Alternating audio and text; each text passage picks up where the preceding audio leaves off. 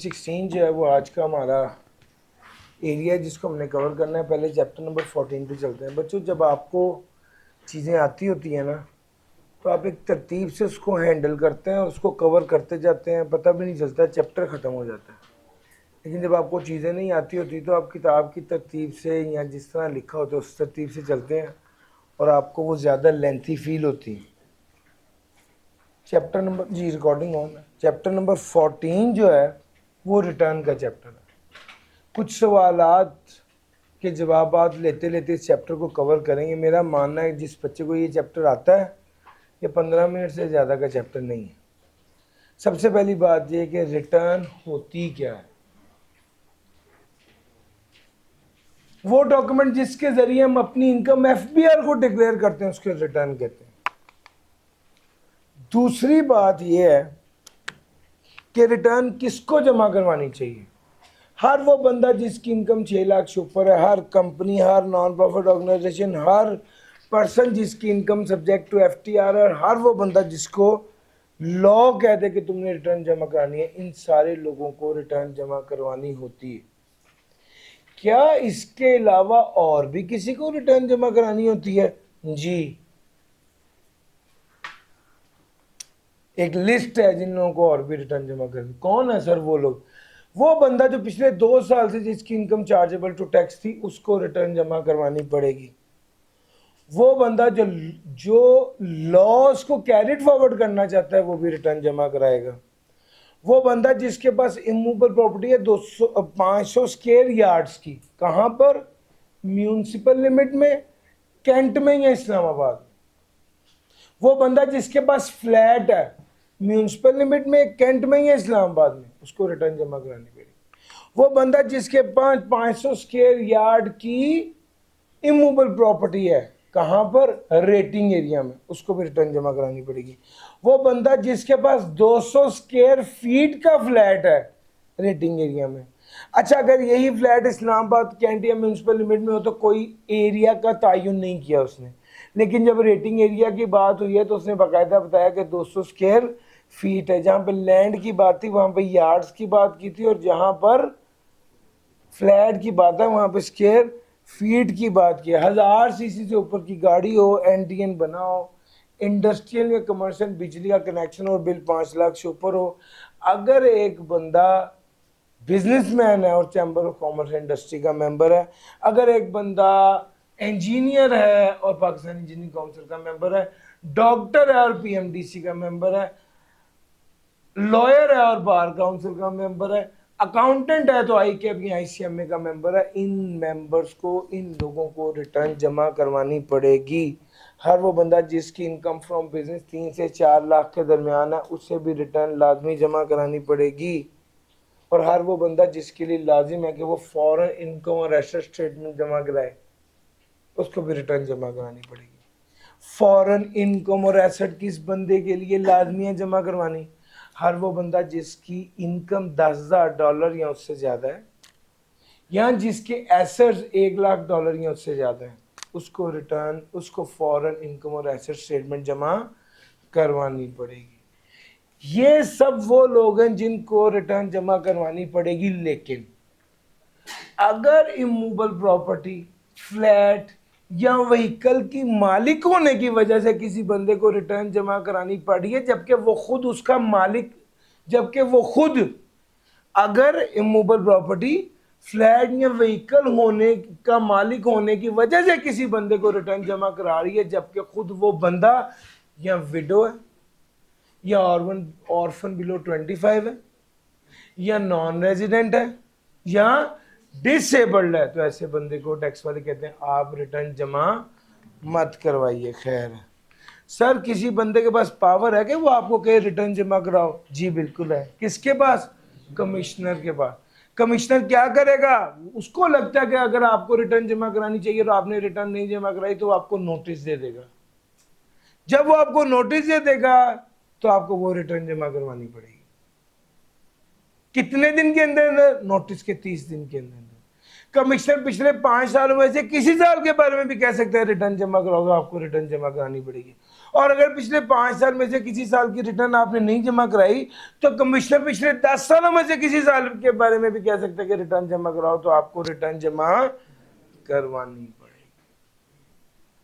और अगर आपकी फॉरेन इनकम है तो ये 5-10 साल की लिमिट नहीं है, कमिश्नर जितनी पुरानी भी चाहे उसको रिटर्न जमा करवानी पड़ेगी। और सर ये तो थी ना वो वाली बात जहां पर कमिश्नर का दिल चाह रहा है आप रिटर्न जमा कराओ तो कमिश्नर रिटर्न जमा कराएगा, तो आपको करानी पड़ेगी। कमिश्नर के पास एक और पावर भी है, अगर कमिश्नर ये चाहे कि 12 माह से कम पीरियड की रिटर्न जमा करवाओ, जबकि वो बंदा मर गया है या बैंकरप्ट हो गया या पाकिस्तान परमानेंटली छोड़ के जा रहा है या उसके अलावा कोई और रीजन है, तो आपको वो रिटर्न जमा करवानी पड़ेगी, आपको वो रिटर्न जमा करवानी पड़ेगी। Sir power to call return and statement.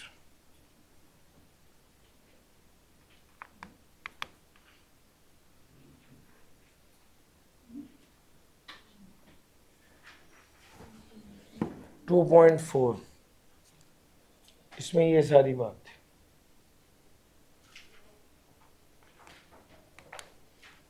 आगे चलते हैं।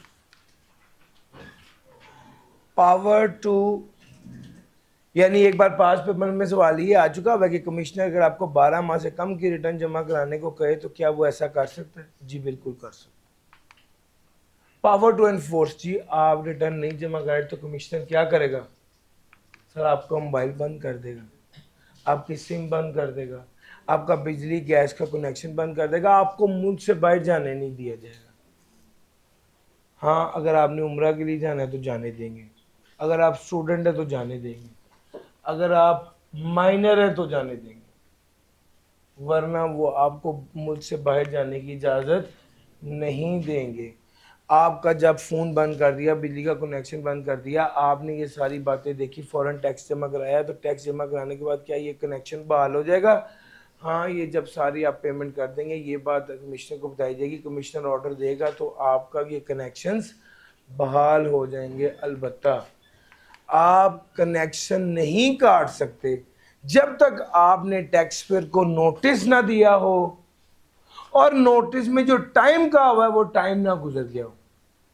आपने उनको कहा 1 माह के अंदर अंदर रिटर्न जमा कराओ, वो 1 माह गुजरने के बाद आप कनेक्शन काट सकते हैं, उससे पहले नहीं काट सकते। सर जी आपने रिटर्न फाइल करनी, रिटर्न कैसे फाइल करते हैं?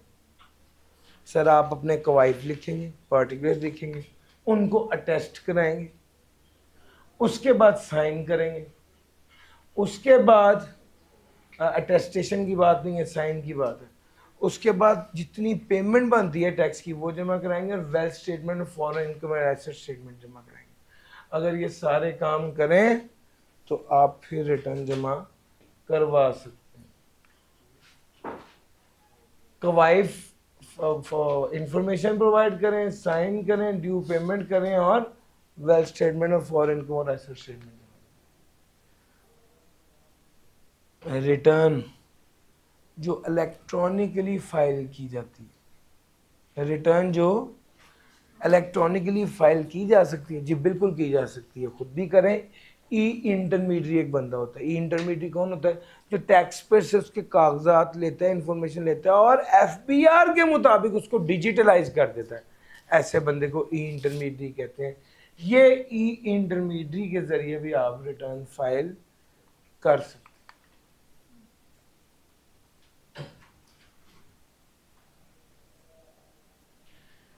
जब आपकी रिटर्न फाइल की गई है तो समझा जाएगा आपने खुद किया या आपकी मर्जी से किसी बंदे ने की। बाद में आप ये नहीं कह सकते भाई मुझे तो पता ही नहीं मेरी रिटर्न किसने फाइल कर दी, ऐसा नहीं होता। अगर वाकई में ऐसा हो जाए तो आपको प्रूफ करना पड़ेगा कि ये जो रिटर्न फाइल की गई है आपने खुद नहीं की है, इसमें आपका कोई कसूर नहीं। सर आपने रिटर्न फाइल कर दी, रिटर्न में कोई तब्दीली करनी है तो क्या कर सकते हैं? तो इसका जवाब है रिटर्न को रिवाइज कर सकते हैं। जी भाई कर सकते हैं। क्या तरीक़ेकार है? सर पहली बात यह है कि रिवाइज अकाउंट्स भी जमा कराने पड़ेंगे। दूसरी बात यह है साइन करनी पड़ेगी, रीज़न ऑफ रिवीजन बतानी पड़ेगी।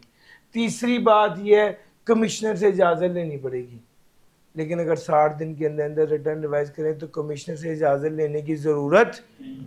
चौथी बात यह है कि रिटर्न रिवाइज सिर्फ तब होगी जब टैक्सेबल इनकम बढ़ रही हो और टैक्स लाइबिलिटी कम हो रही है। रिटर्न रिवाइज सिर्फ उस केस में होगी जब टैक्सेबल इनकम बढ़ रही हो और टैक्स लाइबिलिटी कम हो।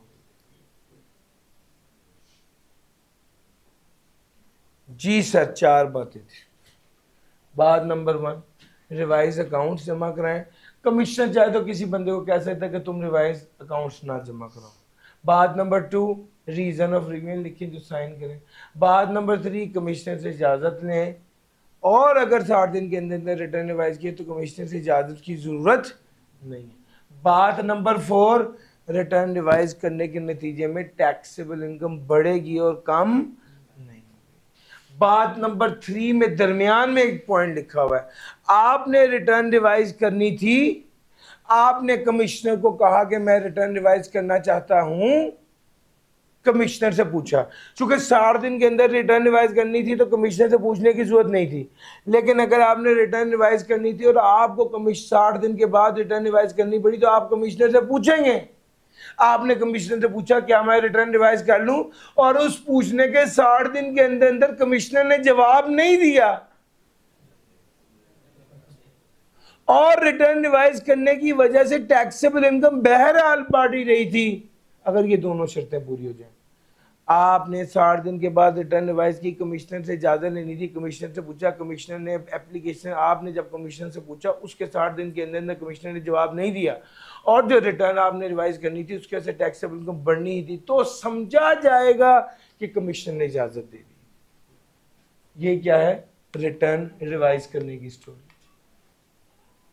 सर अगली बात, अगर एक बंदा खुद वॉलंटरी अपनी मर्जी से रिटर्न रिवाइज करे तो कोई पेनल्टी नहीं है, लेकिन अगर एक बंदे को ऑडिट का नोटिस दिया जाए कि मुबारक हो हम आपकी रिटर्न चेक करने लगे हैं, वो बंदा कहे ओहो मैंने तो रिटर्न में कुछ चेंजेस करनी थी, तो इस केस में रिटर्न रिवाइज की जाएगी, बिल्कुल की जाएगी, लेकिन 25% पेनल्टी लगेगी।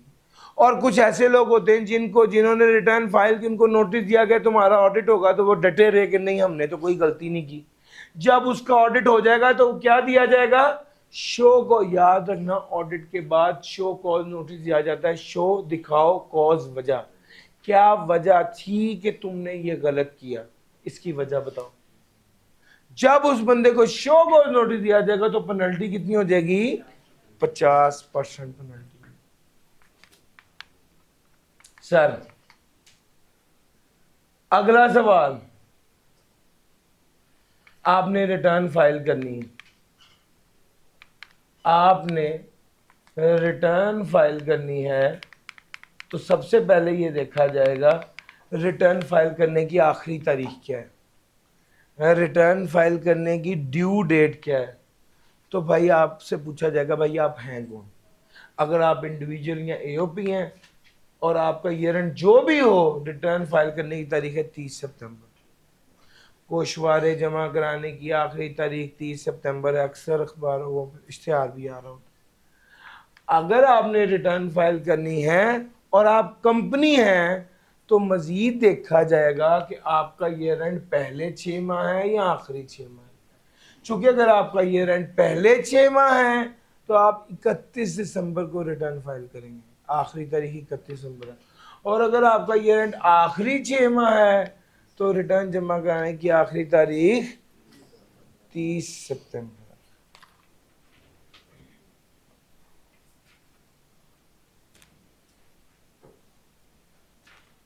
मुश्किल तो नहीं लग रहा?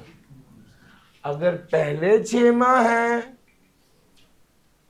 तो 31 दिसंबर, और अगर आखिरी 6 माह है रिटर्न कब जमा करवानी है बता दिया।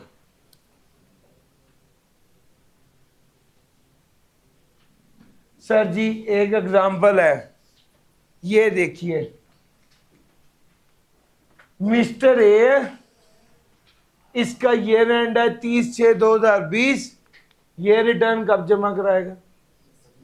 इंडिविजुअल है ना, साल खत्म होने के बाद 30 सितंबर जब आ रहा है तब। और अगर कंपनी और पहले 6 माह हो तो साल खत्म होने के बाद 31 दिसंबर जब आ रहा है तब। और अगर कंपनी और आखिरी 6 माह हो तो साल खत्म होने के बाद 30 सितंबर जब आ रहा है तब। यही पढ़ाया ना। एक सवाल देखो, ईयर एंड है 30/9/2020, ये रिटर्न कब जमा कराएगा? कंपनी है, ईयर एंड आखिरी 6 माह है, तो रिटर्न कब जमा कराएगा? 30 सितंबर तो ईयर एंड है, तो इसके बाद जब 30 सितंबर आएगा, यानी ईयर एंड के बाद 30 सितंबर कब आना है? 30/9/2000। This is the date of filing. ओ मुश्किल तो नहीं लग रहा sir ji? This is example number 5।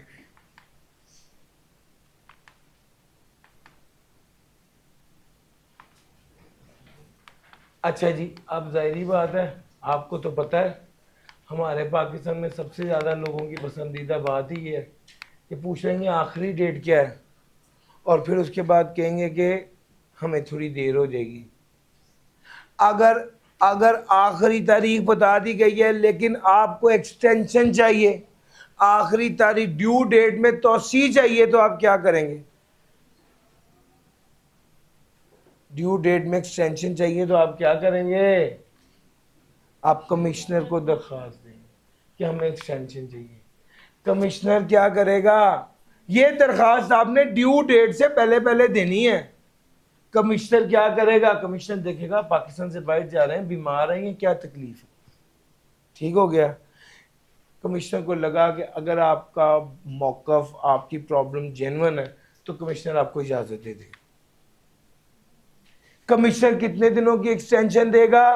15 दिनों। और इससे लंबी एक्सटेंशन सिर्फ तब देगा जब उसे जस्टिफाई कर सकेगा। अगर कमिश्नर ने एक्सटेंशन नहीं दी तो आप किसके पास जा सकते हैं? चीफ कमिश्नर के पास। और अगर कमिश्नर ने एक्सटेंशन दी और आपको मजीद एक्सटेंशन चाहिए, तब भी किसके पास जाएंगे? चीफ कमिश्नर का फैसला फाइनल होगा। और आखिरी बात यह है कि जी आपको एक्सटेंशन मिल गई, इसका ये मतलब कतई नहीं है कि आपने गलत नहीं किया। आपने ड्यू टाइम पे टैक्स अदा नहीं किया तो डिफॉल्ट सरचार्ज तो फिर भी आपको अदा करना ही पड़ेगा। अच्छा, अगली बात, मैंने 8 यूनिट पहले कराया, मैं 7 करा रहा हूं। अगर कोई बंदा अपना कारोबार बंद कर रहा है, डिसकंटिन्यू कर रहा है, तो क्या उसको रिटर्न जमा कराने की जरूरत है? तो टैक्स वाले कहते हैं अपना बिजनेस डिसकंटिन्यू करने के 15 दिन के अंदर अंदर एफबीआर को बता देगा कि मैंने अपना बिजनेस डिसकंटिन्यू कर दिया है, और from the first day of tax से टिल द डेट ऑफ डिसकंटिन्यूअंस उसको एक रिटर्न जमा करानी पड़ेगी। अगर किसी ने कमिश्नर से को नहीं बताया, कमिश्नर साहब को खुद पता चल गया, तो कमिश्नर खुद नोटिस दे देगा कि भाई आपने अपना बिजनेस बंद किया, हमें तो बताते। और from the first day of tax year till the date of discontinuance आपको एक रिटर्न जमा करानी पड़ेगी। ये वाली रिटर्न पूरे साल की रिटर्न नहीं होती, लेकिन इसको एक प्रॉपर रिटर्न माना जाता है, इसको एक प्रॉपर रिटर्न ट्रीट किया जाता है। ये वाली बात भी होगी। अब आ गई हमारी 2 बातें, एक फॉरेन इनकम और एसेट स्टेटमेंट और एक वेल्थ स्टेटमेंट। पहले फॉरेन इनकम और एसेट स्टेटमेंट, ये तो मैं बता ही चुका हूं। हर वो बंदा जिसकी इनकम कितनी है? $10,000 फॉरेन इनकम है, या एसेट्स कितने हैं? $1,00,000, वो फॉरेन इनकम और एसेट स्टेटमेंट जमा कराएगा। Foreign income and asset statement में क्या चीज लिखी होगी?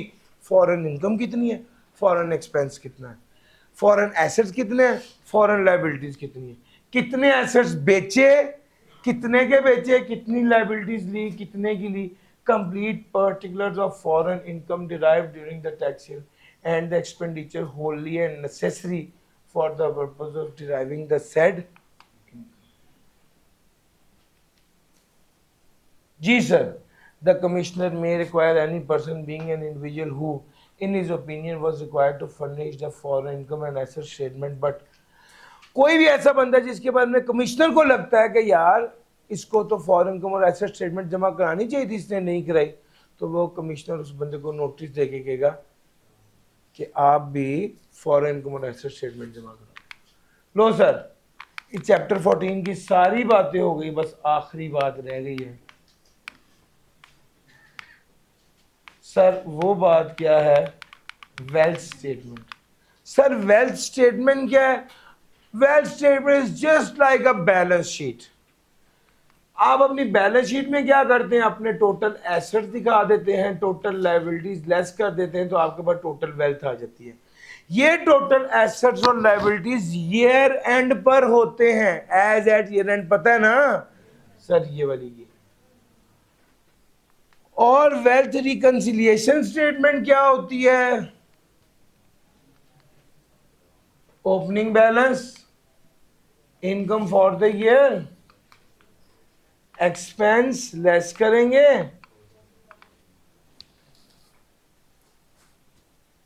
ये भी इसको वेल्थ रिकंसिलिएशन स्टेटमेंट कहते हैं।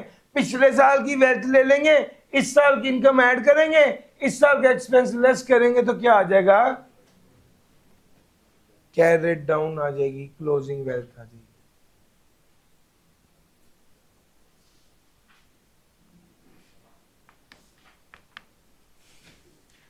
सर जी समझ गए?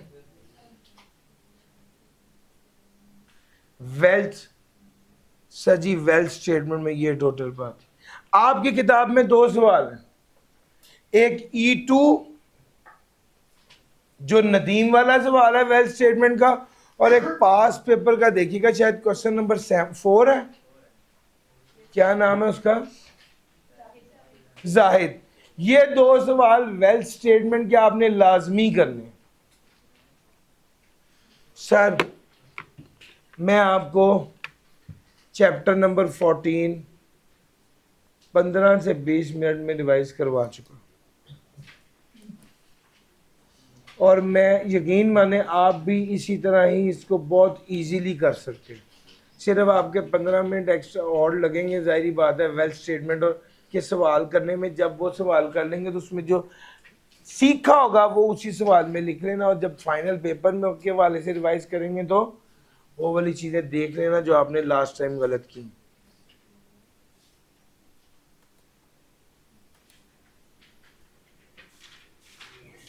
अच्छा जी, चैप्टर नंबर 15 आ। चैप्टर नंबर 15 के ना असल में दो हिस्से हैं। एक हिस्सा तो है असेसमेंट का, और एक हिस्सा है रिकॉर्ड एंड ऑडिट का। तो आप इस एक चैप्टर को दो चैप्टर्स में ब्रेक भी कर सकते हैं, एक सिर्फ असेसमेंट की बात करें और एक रिकॉर्ड एंड ऑडिट की बात करें। Assessment under income tax ordinance is made on the basis of returns filed for tax. Assessment क्या है? Assessment कहते हैं पड़ताल करने को और चेक करने को। जब कोई टैक्स पेयर रिटर्न फाइल करता है ना, तो समझा जाता है जैसे उस रिटर्न को चेक किया गया।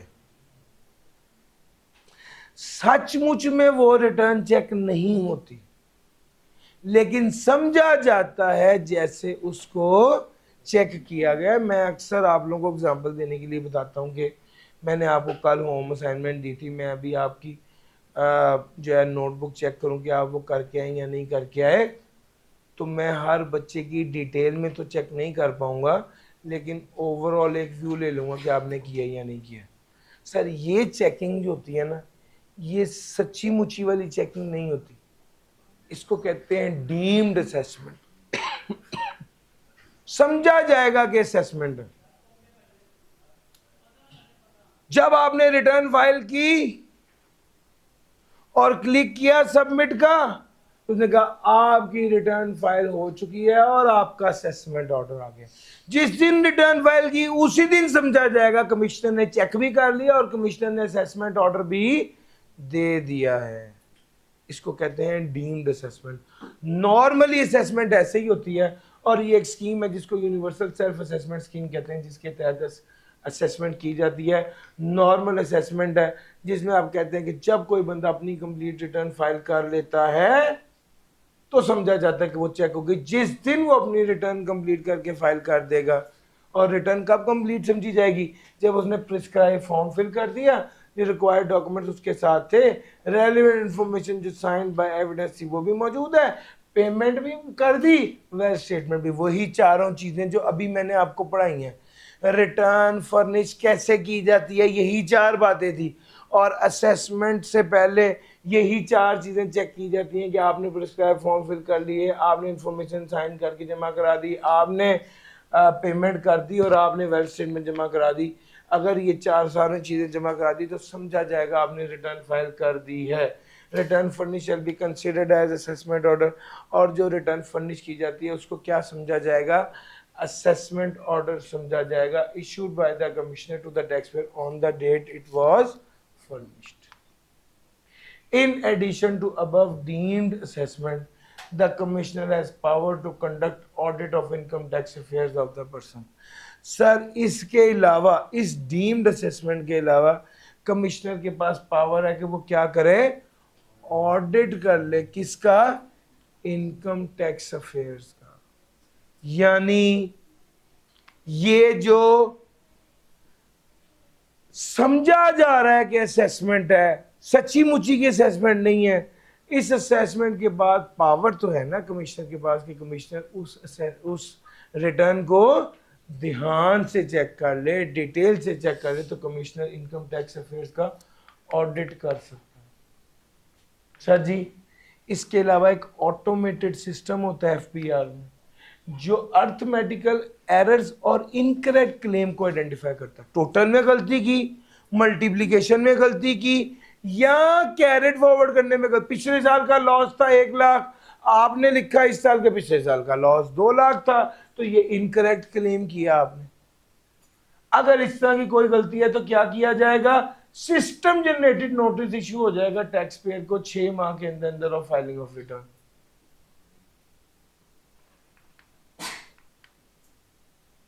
और अगर 6 माह के अंदर अंदर भी कोई, अच्छा ये नोटिस इश्यू हो गया, 30 दिन के अंदर अंदर अगर इस नोटिस का जवाब नहीं दिया गया तो जो एरर हाईलाइट किया गया था वो इनकॉर्पोरेट कर दिया जाएगा, यानी उसको एडजस्ट कर देंगे।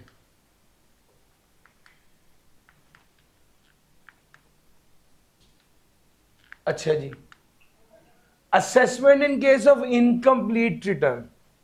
अच्छा अगर किसी बंदे ने अब रिटर्न इनकम्प्लीट जमा कराई है तो 2 सूरतें हाल, कमिश्नर ने उसको कहा कि इसको ठीक करो, उसने ठीक कर दी तो शाबाश। कमिश्नर ने उसको कहा कि ठीक ना करो, यानी कमिश्नर ने उसको कहा कि ठीक करो और उस बंदे ने ठीक नहीं की, तो समझा जाएगा जैसे उसने रिटर्न फाइल की नहीं। तो भाई अगर इनकम्प्लीट रिटर्न है, कोई कमी है, कमिश्नर ने कहा ठीक करो, उसने ठीक कर दी, तो फिर तो समझा जाएगा कि जब shall be treated to be complete on the day it was furnished। और अगर कमिश्नर ने कहा ठीक करो, उसने ठीक नहीं की, तो ऐसे समझा जाएगा जैसे उसने रिटर्न फाइल की। हाँ अब कमिश्नर साहब का जब दिल चाहे वो मुंह उठाएं और कह दें कि तुम्हारी तो रिटर्न में गलती है, तो इसका जवाब है नहीं। जब दिल चाहे नहीं, commissioner shall not issue after the expiry of 180 days। Sir ji एक बात सुनना, टैक्स ईयर 2024 की रिटर्न हमने जमा कराई 30 सितंबर 2024 को। वो कहता है जिस साल रिटर्न जमा कराई है ये साल खत्म होने के, ये साल 30/9/2024 जो है, ये 2025 टैक्स ईयर है, ये कब खत्म होगा, 30/6/2000। ये साल खत्म होने के 180 दिन के अंदर अंदर, यानी 27/12/2025 तक, कमिश्नर 27/12/2025 तक टैक्स ईयर 2024 की वो रिटर्न जो 30/9/2024 को जमा कराई है उसकी गलती हाईलाइट कर सकता है, उसकी इनकम्प्लीटनेस को हाईलाइट कर सकता है। लेकिन अगर ये 27/12/2025 गया तो सच नोट ये वाला नोटिस इशू नहीं किया जाएगा कि आपकी रिटर्न इनकम्प्लीट है। लो ये वाली बात यहाँ पर 21-22 थी, मैंने आपको वैसे बता दी। नॉर्मल असेसमेंट की बात कंप्लीट हो गई, अब आ गया best judgement assessment. Best judgement assessment क्या होती है? सर आपको शराफत से कहा था रिटर्न फाइल कर दें, आपने हमारी बात नहीं मानी। आपको कहा था डॉक्यूमेंट्स दे दें, आपने हमारी बात नहीं मानी। आपको कहा था रिकॉर्ड प्रोवाइड कर दें, आपने हमारी बात नहीं मानी। आपने कमिश्नर की बात, आपको कहा था वेल्थ स्टेटमेंट जमा करा दें, आपने हमारी बात नहीं मानी। आपको कहा था फॉर इनकम और एसेट स्टेटमेंट जमा करा दें, आप रिकॉर्ड जमा करा दें, डॉक्यूमेंट्स प्रोवाइड कर दें, इंफॉर्मेशन प्रोवाइड कर दें, आपने हमारी बात नहीं मानी। अब जब आपने हमारी बात नहीं मानी तो अब हमारे पास ऑप्शन क्या है? टैक्स वालों के पास, टैक्स वालों ने मजबूरन जजमेंट की बेस पे आपकी इनकम कैलकुलेट कर दी। टैक्स वालों ने फिर बेस्ट जजमेंट असेसमेंट की बेस पर आपकी इनकम को कैलकुलेट करके उस पर टैक्स लगाकर आपको नोटिस भेज देना है कि मुबारक हो, आपने तो हमें इन्फॉर्मेशन नहीं दी लेकिन हमें आपकी इनकम पता चल गई और उस इनकम पे इतना टैक्स बनता है वो जमा कराएं। यानी अब गौर कीजिए कि ये वाली जजमेंट टैक्स वालों के लिए तो बेस्ट है लेकिन टैक्स पेयर के लिए वर्स्ट है, टैक्स पेयर वालों के लिए प्रॉब्लम है। अच्छा, अब एक चीज और याद रखिएगा कि टैक्स वाले जो हैं वो जब उसकी इनकम को कैलकुलेट कर रहे होंगे तो सेक्टोरियल बेंचमार्क की बेस पर करेंगे। What is sectoral benchmark? एक बार पास पेपर में सवाल आया हुआ 3 नंबर का। सेक्टोरियल बेंचमार्क जो है ना वो स्टैंडर्ड बिजनेस रेशियोज होती हैं मुख्तलिफ सेक्टर्स की ना। नेट प्रॉफिट सीमेंट का हो रहा है, शुगर सेक्टर का हो रहा है, एजुकेशन सेक्टर का हो रहा है, तो भाई जीपी मुख्तलिफ है सब लोगों का, वेस्टेज मुख्तलिफ है सब लोगों की, रिकवरी मुख्तलिफ है सब लोगों की, डाटा टर्नओवर डेज मुख्तलिफ होते हैं सब लोगों की। यार मेरा पॉइंट समझ आ रहा है? सेक्टर टू इंडस्ट्री वेरी करते हैं ना। तो वो कहते हैं कि सेक्टोरियल बेंचमार्क को इस्तेमाल करते हुए हम आपकी इनकम को जज करेंगे और फिर जब इनकम को जज कर लेंगे तो आपको एक नोटिस भिजवा देंगे जिसमें लिखेंगे कि मुबारक हो, हमने ही आपको आपका असेसमेंट ऑर्डर तैयार कर दिया है, इसके मुताबिक आपकी टैक्सेबल इनकम इतनी है, टैक्स ड्यू इतना है, टैक्स पेड इतना है, time place and manner of appeal. अगर आप इससे राज़ी नहीं है तो time place and manner of appealing against assessment order इतना होगा। An assessment order under this section shall only be issued within 6 years from the end of the tax year to which it relates. Sir ये assessment order 6 साल के अंदर अंदर issue हो सकता है, यानी बेस्ट जजमेंट असेसमेंट 6 साल तक ही की जा सकती है। अगर एक बंदे ने पिछले 5 साल में रिटर्न फाइल नहीं की और कमिश्नर उसको नोटिस इशू करता है कि तुम रिटर्न फाइल करो, अच्छा पिछले 5 साल में कोई रिटर्न फाइल नहीं की तो कमिश्नर उसको नोटिस इशू करता है कि तुम रिटर्न फाइल करो और वो रिटर्न फाइल नहीं करता तो कमिश्नर को पिछले 10 साल में से किसी साल के बारे में भी कह सकते हैं कि रिटर्न फाइल करो। ये बात तो मैंने पहले पढ़ाई है। अगली बात यह कि कमिश्नर पिछले 10 सालों में से किसी साल के हवाले से भी बेस्ट जजमेंट असेसमेंट भी दे सकता है। और बेस्ट जजमेंट असेसमेंट वो कब देगा?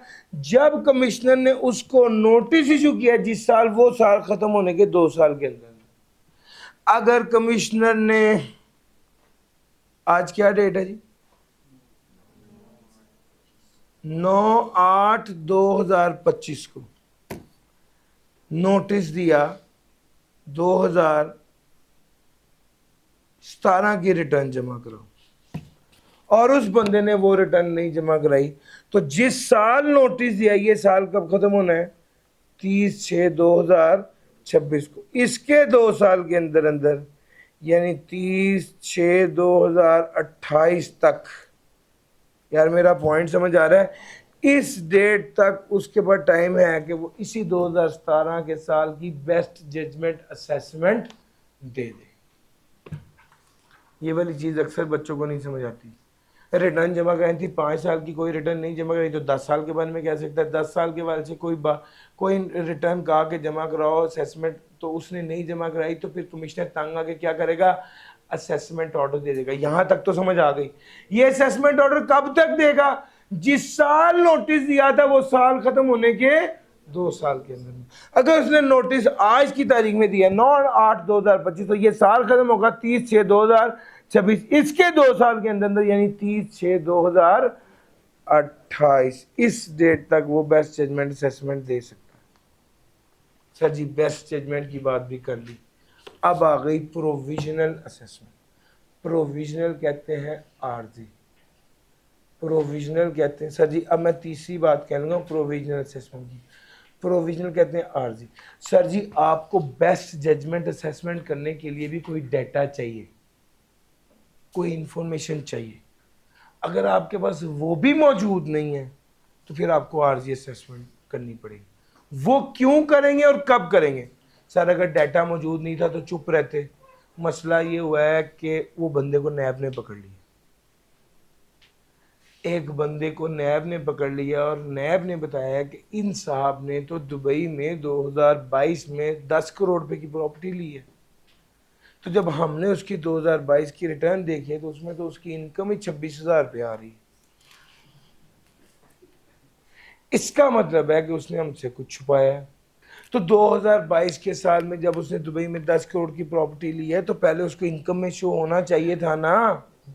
अब हमने कहा कि डॉक्यूमेंट्स दिखाओ, तो कहते डॉक्यूमेंट्स नैब की हिरासत में।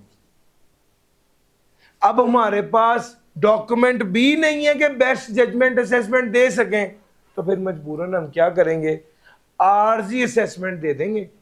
वो कैसे? वो कहेंगे 10 करोड़ की प्लॉट्स, 10 करोड़ की प्रॉपर्टी इसने दुबई में खरीदी है, इसकी 2022 का मैंने पहले एग्जांपल दी है, 2022 की इनकम में 10 करोड़ पे ऐड करके टोटल इनकम निकाल के टैक्स निकाल के टैक्स लायबिलिटी निकाल के कहेंगे भाई इतना टैक्स दो, और ये भी साथ कह देंगे ये आरजी है। जैसे ही नैब डॉक्यूमेंट्स रिलीज करेगा हमारे पास मजीद इंफॉर्मेशन आएगी, या जब हमारे पास मुकम्मल इंफॉर्मेशन आएगी तो हम प्रोविजनल असेसमेंट खत्म करके अमेंडेड असेसमेंट ऑर्डर पास कर देंगे। समझ गए? ये आम तौर पे इस बात को समझाने के लिए ना एग्जांपल दी जाती, कंसील्ड एसेट। कंसील्ड एसेट क्या होता है? छुपा हुआ एसेट, चोरी हुआ एसेट। वो एसेट जो ऐसी इनकम से कमाया गया है जो चार्जेबल टू टैक्स तो थी लेकिन चार्ज टू टैक्स नहीं थी। वो एसेट जो ऐसी इनकम से कमाया गया है जो चार्जेबल टू टैक्स तो थी लेकिन चार्ज टू टैक्स नहीं थी, उस पे टैक्स लगना तो चाहिए था लेकिन लगा नहीं। इसको कहते हैं कंसील्ड एसेट। ठीक हो गया सर जी? और इनकम को कैसे चोरी किया जाता है? सर इनकम को चोरी करने का तरीका है कि अपनी इनकम को कम कर दो, एक्सपेंस को ज्यादा कर दो। इनकम को कम कर दो, एक्सपेंस को ज्यादा कर दो, या जो इनकम आपने कमाई है वो है टैक्सेबल लेकिन एफबीआर को कहो वो तो एग्जेम्प्ट है, या ऐसी इनकम जिसके बारे में आपके पास कोई वजाहत ना हो। ये सारी कंसीलमेंट ऑफ इनकम, यानी ये आपने इनकम को क्या किया है, छुपाया। तो भाई जब कोई कंसील्ड एसेट एफबीआर के हाथ लगता है, और ख़ास तौर पे ये तब होता है जब कंसील्ड एसेट नैब के हथे लगता है और नैब वाले फिर एफबीआर को बताते हैं, और एफबीआर वाले फिर इंफॉर्मेशन कम होने की वजह से सिर्फ आरजी असेसमेंट दे देते हैं, और फिर जब इंफॉर्मेशन कंप्लीट होती है तो प्रोविजनल असेसमेंट को अमेंडेड असेसमेंट ऑर्डर में तब्दील कर दिया जाता है। सर ये सारी स्टोरी थी प्रोविजनल असेसमेंट की। अगर दो भाई हैं, सर जी मैंने नॉर्मल, बेस्ट जजमेंट और प्रोविजनल, तीनों, तो प्रोविजनल 2-3 बार आ चुका है, वो पूछ लेता है कंसील्ड एसेट क्या है। आपको पता होना चाहिए वो वाला एसेट जो जिससे कमाई की इनकम, जो उस इनकम से खरीदा गया है जो चार्जेबल टू टैक्स तो थी लेकिन चार्ज टू टैक्स नहीं थी। Assessment in relation of disputed property. अगर दो भाइयों की आपस में लड़ाई हो गई, एक प्लाजा है, प्लाजे का मालिक अब्बा जी फोत हो गए हैं, पीछे दो बेटे हैं, दोनों की आपस में लड़ाई होगी, बड़ा कहता है ये मेरा प्लाजा है, छोटा कहता है ये मेरा प्लाजा है। टैक्स वालों को अपना मसला पड़ा हुआ है कि अब ये जो किराया ये किसकी इनकम में शामिल होकर टैक्स होगा, है ना सवाल। तो टैक्स वाले कहते हैं भाईजान पहले अदालत का फैसला आएगा, जिस साल अदालत का फैसला आया उसके 1 साल के अंदर अंदर हम असेसमेंट ऑर्डर दे देंगे कि ये वाला किराया किसकी इनकम में शामिल होकर टैक्स होना था। सर जी, असेसमेंट ऑर्डर का आ जाना इस बात का हतमी सबूत है कि आपने टैक्स से रिलेटेड अपनी जिम्मेदारी को पूरा कर दिया। लेकिन अगर असेसमेंट ऑर्डर में कोई जाहिरी गलती है, कोई स्पेलिंग की गलती है, कोई टाइपो एरर है, तो उसको उस असेसमेंट ऑर्डर को गलत नहीं समझा जाएगा। लेकिन अगर असेसमेंट ऑर्डर में कोई टेक्निकल गलती है, यानी टैक्स ए पे लगना था बी पे लग गया, या आपने बिल्डिंग और प्लांट एंड मशीनरी को इकट्ठा किराए पे दिया हुआ था, उसने उसको इनकम फ्रॉम प्रॉपर्टी में डाल दिया, ये टेक्निकल गलती है। अगर कोई सब्सटेंस की गलती है तो फिर इस असेसमेंट ऑर्डर को वैलिड नहीं समझा जाएगा। लेकिन अगर सिर्फ फॉर्म की गलती है तो इस असेसमेंट ऑर्डर को वैलिड ही समझा जाएगा। सर, असेसमेंट की बात आ गई और चैप्टर 15 का एक ट्रिकी और इम्पॉर्टेंट एरिया है अमेंडमेंट ऑफ असेसमेंट। जिस तरह रिटर्न रिवाइज हो जाती है ना, इसी तरह असेसमेंट भी अमेंड हो जाती है। जिस तरह रिटर्न रिवाइज हो जाती है ना, इसी तरह असेसमेंट भी अमेंड हो जाती है।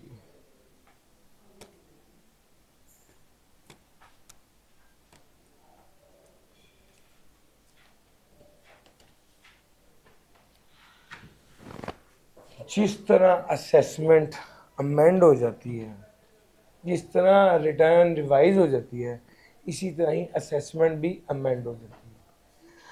जब टैक्स पेयर रिटर्न को रिवाइज करता है तो समझा जाता है असेसमेंट भी अमेंड होगी। यार देखो, मेरी बात सुनो, अब ये वाली बात ध्यान से सुनना। जब टैक्स पेयर ने रिटर्न फाइल की थी तो हमने खुद ही से, सचमुच में चेकिंग नहीं हुई थी, हमने खुद ही से क्या कह दिया था, चेकिंग हो गई है। कमिश्नर, टैक्स पेयर ने रिटर्न रिवाइज की थी तो हमने समझा था कमिश्नर ने असेसमेंट ऑर्डर पास कर दिया है। जब टैक्स पेयर रिटर्न को रिवाइज करेगा तो भी खुद ही से समझा जाएगा रिटर्न असेसमेंट क्या हो गई है, अमेंड हो गई है। जिस दिन टैक्स पेयर रिटर्न को रिवाइज करेगा उसी दिन ही समझा जाएगा कि कमिश्नर ने भी असेसमेंट ऑर्डर को अमेंड कर दिया। ये स्टोरी है sir. Amendment of assessment shall not be made after the expiry of 5 years. Sir, assessment amend हो सकती है? वो कहते हैं हाँ हो सकती है, after the expiry of 5 years, 5 साल के बाद।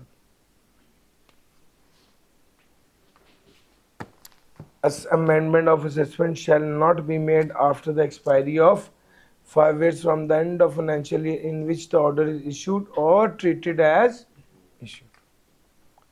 If a taxpayer furnishes a revised return of income, अगर tax payer revise return file करता है तो समझा जाएगा कि कमिश्नर ने भी असेसमेंट को अमेंड कर दिया है। जिस दिन टैक्स पेयर रिटर्न रिवाइज करेगा उसी दिन समझा जाएगा कि कमिश्नर ने भी असेसमेंट को अमेंड कर दिया। सर, अगला पॉइंट, असेसमेंट अमेंड हो गई, क्या दोबारा? अच्छा, एक तरीका और भी है। एक तो देखो ना, टैक्स पेयर ने खुद ही रिटर्न को रिवाइज किया, एक और तरीका भी है, कमिश्नर साहब ने खुद रिटर्न को ऑडिट किया। कमिश्नर साहब ने खुद असेसमेंट का ऑडिट किया और उसमें तब्दीली आ गई। तो असेसमेंट की अमेंडमेंट की दो वजूहत हो सकती हैं, या तो कमिश्नर खुद ध्यान से दोबारा चेक करे या टैक्स पेयर खुद ही रिटर्न को रिवाइज कर दे। यार मेरा पॉइंट समझ आ रहा है? अगर टैक्स पेयर ने खुद ही रिटर्न को रिवाइज कर दिया है तब भी समझा जाएगा असेसमेंट अमेंड हो गई है, यहां पर तो समझा जाएगा। लेकिन दूसरे केस में जब कमिश्नर खुद पुराने असेसमेंट ऑर्डर का रिकॉर्ड मंगवा के उसे चेक करे और ऑडिट करे, और ऑडिट करने के बाद असेसमेंट को अमेंड किया जाएगा। यार मेरा पॉइंट समझ आ रहा है? सर, सवाल ये पैदा होता है कितनी बार चेकिंग हो सकती है, कितनी बार दोबारा देखा जाएगा? उसने कहा कोई लिमिट नहीं है, जितनी बार चाहे असेसमेंट को अमेंड कर सकते हैं, लेकिन जिस साल असेसमेंट ऑर्डर आया वो साल खत्म होने के 5 साल तक असेसमेंट अमेंड हो सकती है, उसके बाद नहीं हो सकती।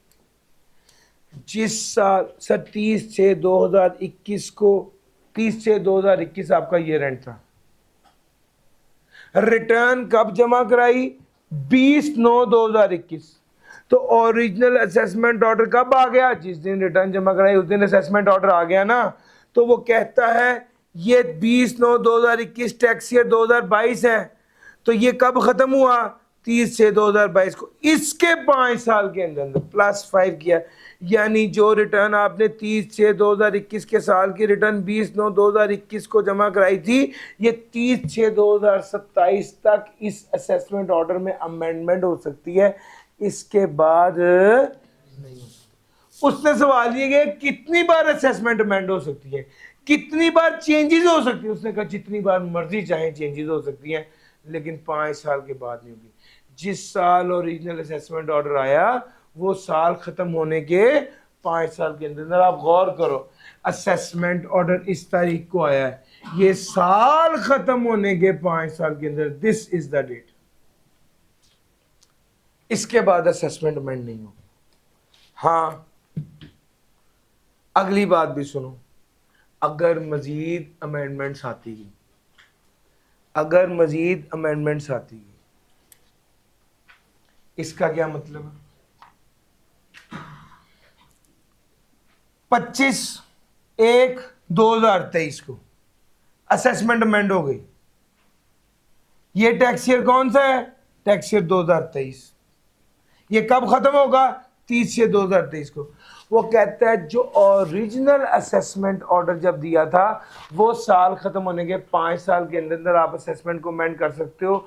अगर आप बार बार असेसमेंट को अमेंड कर रहे थे तो उसने कहा जो ओरिजिनल असेसमेंट ऑर्डर दिया था वो साल खत्म होने के 5 साल के अंदर, या जो अमेंडेड असेसमेंट ऑर्डर दिया था, जो तब्दील दोबारा किया था, वो जिस साल किया था वो साल खत्म होने के 1 साल के अंदर, whichever is later, whichever is later. तो अब दो बातें आ गई। पहली बात तो ये कि ओरिजिनल असेसमेंट ऑर्डर जिस साल दिया गया वो साल खत्म होने के 5 साल के अंदर, और दूसरी बात क्या है, अमेंडेड असेसमेंट ऑर्डर जब दिया गया है वो साल खत्म होने के 1 साल के अंदर। इन दोनों में से जो लेटर होगा, इन दोनों में से जो लेटर होगा उस तारीख तक असेसमेंट को अमेंड किया जा सकता है, विच एवर इज लेटर। अब आपके जहन में आ रहा होगा कि कमिश्नर का जब दिल चाहेगा कि चलो फारग बैठा हूं कोई असेसमेंट ही अमेंड कर दो तो वो कर देगा? तो भाई मुंह उठा के नहीं कर सकता। क्यों?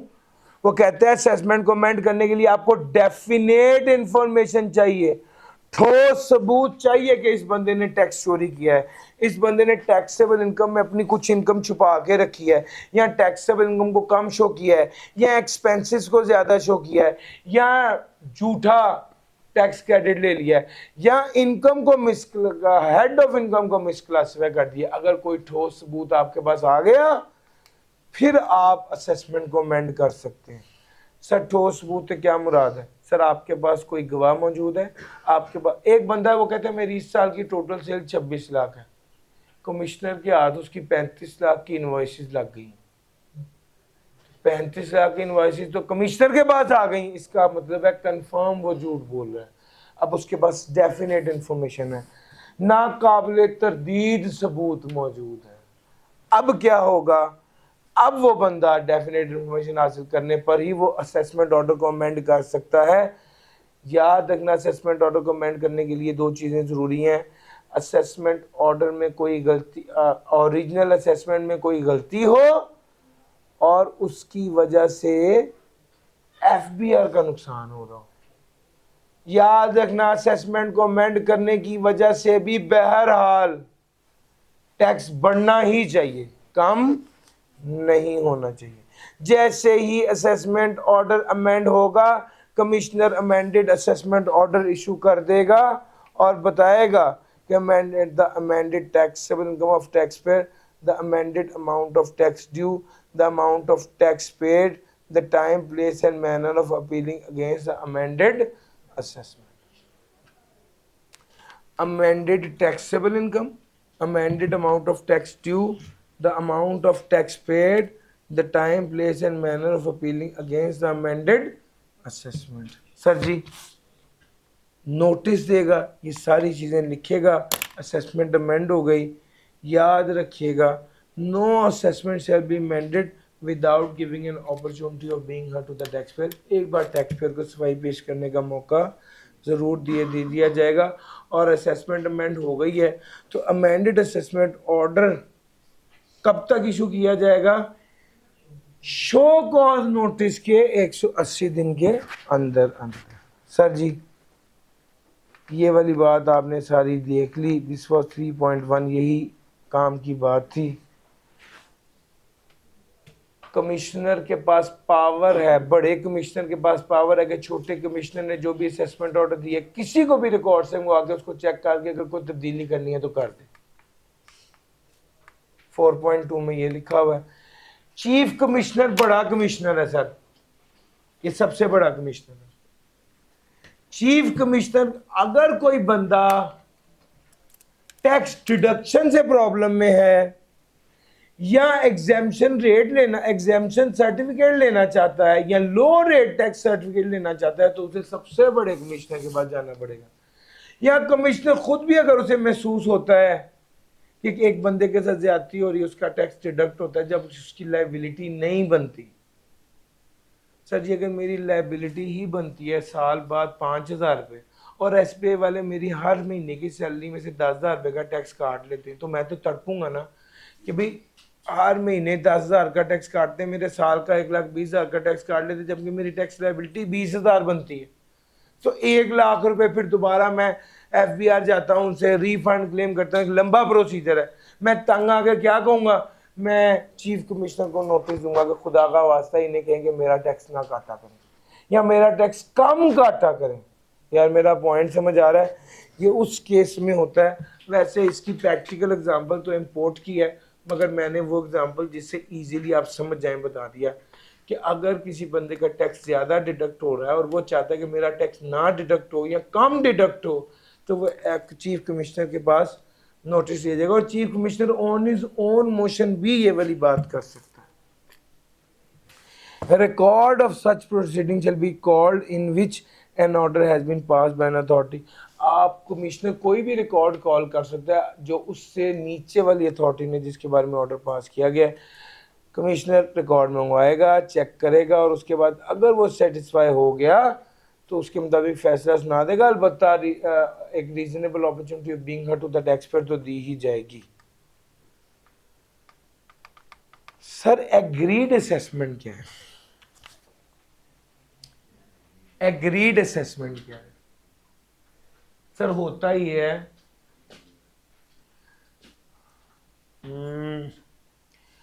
मिसाल के तौर पे बैरिया टाउन की मालिक या मलिक रियाज, उनको एक नोटिस दिया गया कि आपका टोटल टैक्स बनता है 5 अरब। तो मलिक साहब ने कहा 4 अरब दूंगा, बस अब अगली बात नहीं करनी, क्लियर कर दो सब कुछ। क्या ऐसा हो सकता है? बिल्कुल हो सकता है सर। एक कमेटी तश्कील दी जाती है और टैक्स पे बाकायदा ऑफर करता है। अच्छा एक तो रिश्वत वाला फैक्टर है ना, उसकी बात नहीं कर रहे, वो ऑफिशियली कहेगा कि मैं 4 करोड़ रुपया देता हूँ, मेरा सारा मैटर खत्म कर दें। एक कमेटी तश्कील दी जाएगी जो कमेटी उससे बात भी करेगी, उसका रिकॉर्ड भी देखेगी, सारी कुछ असेस करने के बाद नतीजा निकालेगी कि हमें इसके ऑफर एक्सेप्ट करनी चाहिए या नहीं। अगर तो कमेटी सेटिस्फाई हो गई तो फिर वो उसके ऑफर को एक्सेप्ट कर लेंगे, सारा डिफॉल्ट सरचार्ज पेनल्टी सब कुछ माफ, बस 4 अरब रुपया दो, सब कुछ खत्म। और कमिश्नर जो है वो भी अमेंड कर देगा assessment in according with the decision of the committee. Decision assessment को अमेंड कर देगा। जो कमिश्नर होता है वो भी फिर असेसमेंट ही ऐसी बनाएगा जिसके मुताबिक लायबिलिटी 4 अरब होगी और वो 4 अरब किसने पे कर दिया है? मलिक रियाज ने पे कर दिया और गेम खत्म। हाँ अब टैक्स पेयर जो है, अब जब उसने 4 अरब की सारी डील कर ली और फिर उसके बाद उसके खिलाफ अपील भी कर दी, ऐसा नहीं होता। टैक्स पेयर को राइट वेव करना पड़ेगा to appeal against the assessment और कोई उसके खिलाफ प्रोसीडिंग नहीं होगी अगर वो टैक्स दे दे। और अगर वो खाली पीली बातें करके बाद में टैक्स ना दे where committee has not been able to arrive at a consensus, tax ना दे तो उसके खिलाफ कार्रवाई शुरू कर दी जाएगी दोबारा। दूसरी बात यह है कि अगर कमेटी किसी नतीजे, जो कमेटी बनी थी ये किसी नतीजे तक नहीं पहुंची और उन्होंने यही कहा कि भाई हम ये बात नहीं मानते, पूरा 5 अरब भी दो, तो ये मामला उसी कमिश्नर के पास रेफर बैक हो जाएगा जिसने पहले नोटिस दिया था। ये जो कमेटी तश्कील की गई थी जिसने ये फैसला करना था कि ये वाली ऑफर को कबूल करें ना करें, इसमें कौन होगा? Chief commissioner, commissioner, additional commissioner उस इलाके का। अगर कोई चोरी का केस है, अगर कोई इंटरप्रिटेशन ऑफ लॉ का केस है, कंसीलमेंट ऑफ इनकम का केस है, तो वहां पर एग्रीड असेसमेंट की ऑप्शन होती ही नहीं। सर मैंने आपको बताया था कि इस चैप्टर के 2 हिस्से हैं। रिकॉर्ड क्या है? Every taxpayer shall maintain in Pakistan such accounts, documents and record as may be prescribed. Sir record क्या है? मैं आपको एक तरीकेकार बता रहा हूं, उससे इसको समझें। Sir record set of proof है।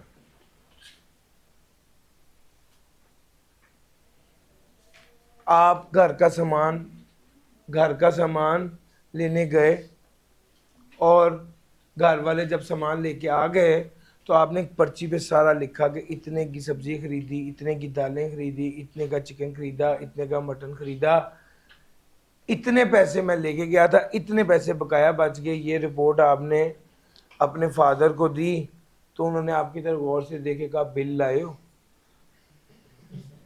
बिल चेक करो। ये जो बिल, अब ये आपने जो ने स्टेटमेंट दी है ना, ये वाली स्टेटमेंट हम एफबीआर को जमा कराते हैं रिटर्न में, और जब एफबीआर चेक करना चाहे तो हम कहते हैं हमारे पास रिकॉर्ड पड़ा हुआ है। वो जब हमें के बिल दिखाओ तो हम ये जो बिल आपके पास है ना, ये सबूत है कि आपने एक्चुअल में ये वाले खर्चे किए। यार मेरा पॉइंट समझ आ रहा है? लो sir, every taxpayer shall maintain in Pakistan and such accounts, documents and record as may be prescribed. भाईजान अगर आपके पास रिकॉर्ड ना हुआ, सर होम असाइनमेंट तो की थी, मैं भूल गया, रजिस्टर कर रह गया, मैं परेशान था, कागज पे किया था, कागज गुम गया, हम कहते हैं भाई ठीक है, आप हमारे मुताबिक आपने नहीं किया। बिल्कुल ऐसे ही टैक्स वाले भी कहते हैं, अगर आपका रिकॉर्ड गुम गया है तो इसका मतलब है आपने वो काम किया ही नहीं। Commissioner may disallow or reduce a taxpayer claim for a deduction if the taxpayer is unable without reasonable cost to provide a receipt or other record or evidence of the transaction or circumstances giving rise to the claim for such deduction. Sir ji ये हमारा second है। Commissioner disallow कर देगा या reduce कर देगा tax payer के claim को।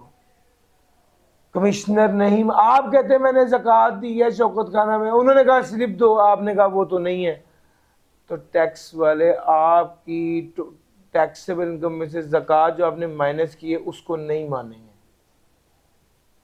आपने कहा मैंने शौकत खाना में डोनेशन दी है, टैक्स क्रेडिट मिलेगा, उन्होंने कहा डोनेशन की रिसीट दो, आपने कहा वो तो नहीं है, टैक्स वाले आपको टैक्स क्रेडिट अलाउ नहीं करेंगे। सर जी ये रिकॉर्ड आपने अपने पास महफूज रखना है, कब तक?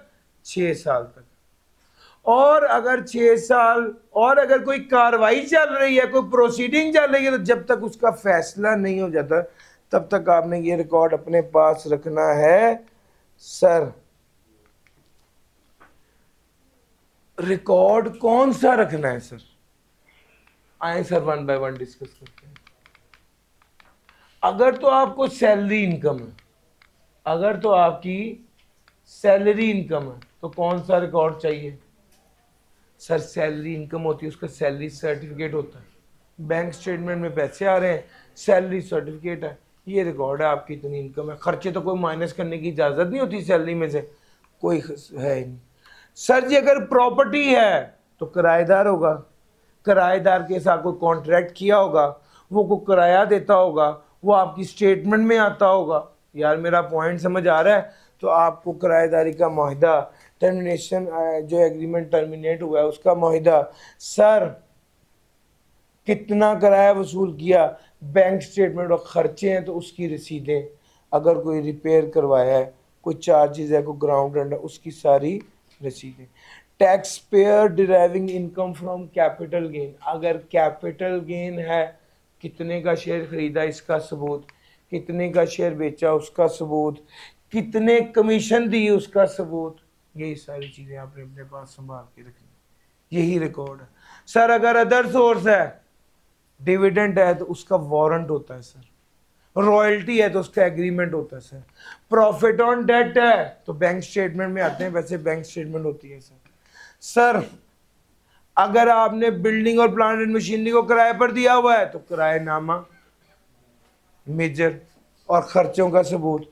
अगर आपने बिल्डिंग विद अमेनिटीज और यूटिलिटीज दी है तो भी जो कॉन्ट्रैक्ट किया है वो, और जो खर्चे हैं उसका सबूत। सर एनुटी या पेंशन से कोई पैसे आ रहे हैं तो उसका सबूत। सर जो टैक्स, जो आपका बॉन्ड निकला है उसका सबूत। सर रॉयल्टी और क्या कहते हैं एक्सप्लॉयटेशन और प्रॉपर्टी के हवाले से आपको पैसे आ रहे हैं उसका सबूत। सर अगर आपने गौर करें तो ये सारा आपको technically income from other source में जो जो चीज़ें लिखी हुई थी, ये सारे उसके कागजात ही कह रहे हैं कि आपके पास होने चाहिए। ये सारे सबूत हैं जो आपके पास होने चाहिए। अच्छा सर, चूंकि सैलरी, प्रॉपर्टी, अदर सोर्स और कैपिटल गेन में तो बखेड़ा कम है, लेकिन कारोबार की जब बात आती है ना तो उसमें थोड़ा चीज़ें ज़्यादा हैं। जाहिर बात है, हम किसी की बात नहीं करते, एक जनरल स्टोर की बात कर लेते हैं सर। जनरल स्टोर के अंदर दुकान है, दुकान का किराया है, बिजली पानी गैस है, लड़के काम करते हैं, क्या कहते हैं, आपने इन्वेंट्री है, आपकी बैंक स्टेटमेंट है, आपका ओवरऑल रिकॉर्ड है, सेल कर रहे हैं, परचेज कर रहे हैं, पेमेंट कर रहे हैं, रिसीट कर रहे हैं, एसेट्स हैं, लाइबिलिटीज हैं, यार यही सारी चीज़ें हैं ना। डेटर की पेमेंट है, क्रेडिटर की को पेमेंट कर रहे हैं, ये सारे सबूत हैं जो आपके पास हैं। Every taxpayer deriving income from business. Sir ji, हर वो बंदा जो बिजनेस से पैसे कमा रहा है वो अपने पास रिकॉर्ड रखेगा, जितने पैसे वसूल किए, जितने पैसे खर्च किए, जितनी सेल्स की, जितनी परचेज की, जितने एसेट्स हैं, जितनी लाइबिलिटीज हैं। और in case tax payer engaged in, अगर टैक्स पेयर, अगर आपने मैन्युफैक्चरर की बात करें तो कॉस्ट ऑफ गुड्स सोल्ड में मटेरियल, लेबर, ओवरहेड की सारी बातें, आपने ये सब कुछ अपने पास महफूज रखना है। कितने अरसे के लिए? 6 साल के लिए महफूज रखना है। और अगर कोई कार्रवाई चल रही है तो जब तक कार्रवाई, जब तक प्रोसीडिंग खत्म नहीं होती, ये रिकॉर्ड आपने अपने पास रखना है। छोटा दुकानदार है जिसकी 5 लाख तक की इनकम है, उसने अपने पास इनवॉइसेस का रिकॉर्ड रखना है। इनवॉइस में बेचने वाले का नाम, उसका बिजनेस, उसका एनटीएन और सीएनआईसी होना चाहिए। कौन सी चीज़ बेची, कितने की बेची, कितनी चीज़ें बेची, इसका सारा हिसाब होना चाहिए। और अगर छोटी छोटी आइटमें बेच रहा है तो एक कैश मेमो बना दे और 100 रुपये से कम की सारी चीज़ें सिर्फ उस कैश मेमो पे रिकॉर्ड करता रहे। सर आपने पैसे वसूल किए हैं, सेल्स की हैं, पेमेंट किए हैं, पैसे अदा किए हैं, और जो एक्सपेंसेस हैं उसकी सारी डिटेल, और वाउचर और परचेज एंड एक्सपेंसेस आ गए। Taxpayer with business income exceeding 5 lakh and wholesaler, distributor, dealer and commission agent.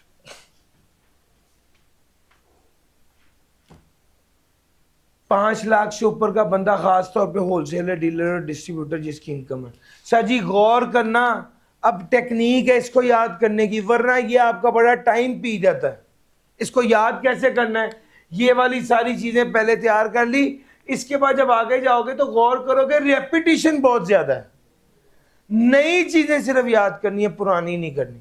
Sir invoice की बात पहले भी आई थी, टैक्स पेयर का नाम, सेल्स टैक्स रजिस्ट्रेशन नंबर वगैरह, कौन सी चीज कितने की बेची, ये बातें पहले आई थी। हाँ ये वाली बात नहीं है जो येलो से मेंशन की है। क्या है? 10,000 रुपए से ज्यादा कि अगर सिंगल ट्रांजैक्शन, अगर सिंगल ट्रांजैक्शन 10,000 से ज्यादा किए तो उस बंदे का नाम और एड्रेस नोट करना है। बाकी फिर वही रिपीट हो रही हैं चीजें। हाँ 5 लाख से ऊपर का है तो जनरल लेजर बनानी है, रिसीट पेमेंट्स का रिकॉर्ड है। फिर 10,000 से ज्यादा की चीजें किसी से खरीदी हैं किसी को पेमेंट किया तो उसका रिकॉर्ड रखना है। प्रैक्टिकली ये 10,000 वाली बातें नहीं है, बाकी सब कुछ पुराना है। इन्वेंट्री का रिकॉर्ड यहाँ पर इसमें का है। सर जी अगर यही डॉक्टर साहब हों, डॉक्टर साहब की तो इन्वेंट्री नहीं होती, डॉक्टर साहब के कस्टमर्स को पेशेंट का नाम दिया जाता है, ठीक हो गया। तो डॉक्टर साहब का सीन क्या है?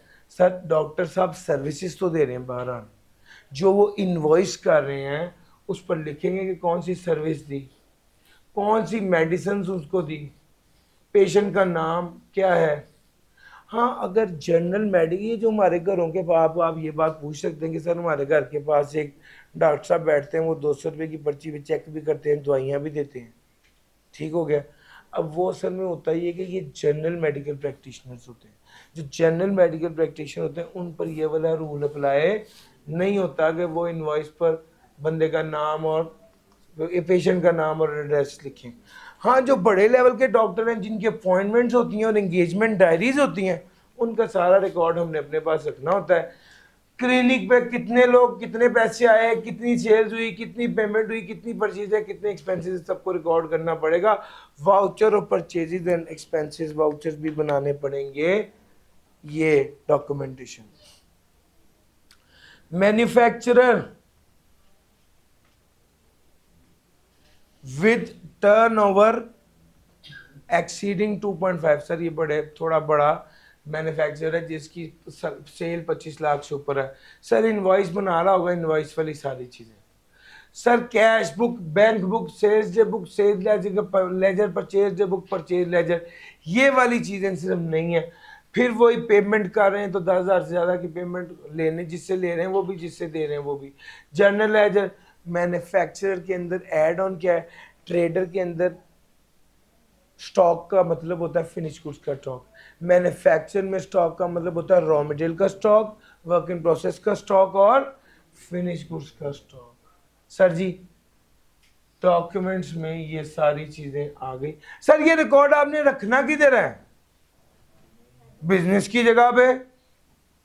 और अगर आपका बिजनेस है ही नहीं तो अपने घर पे। और अगर अपने घर पे भी नहीं रखा तो जिस जगह रखेंगे उस जगह मेंशन करेंगे अपनी रिटर्न में कि हमारा रिकॉर्ड कहां पे पड़ा हुआ।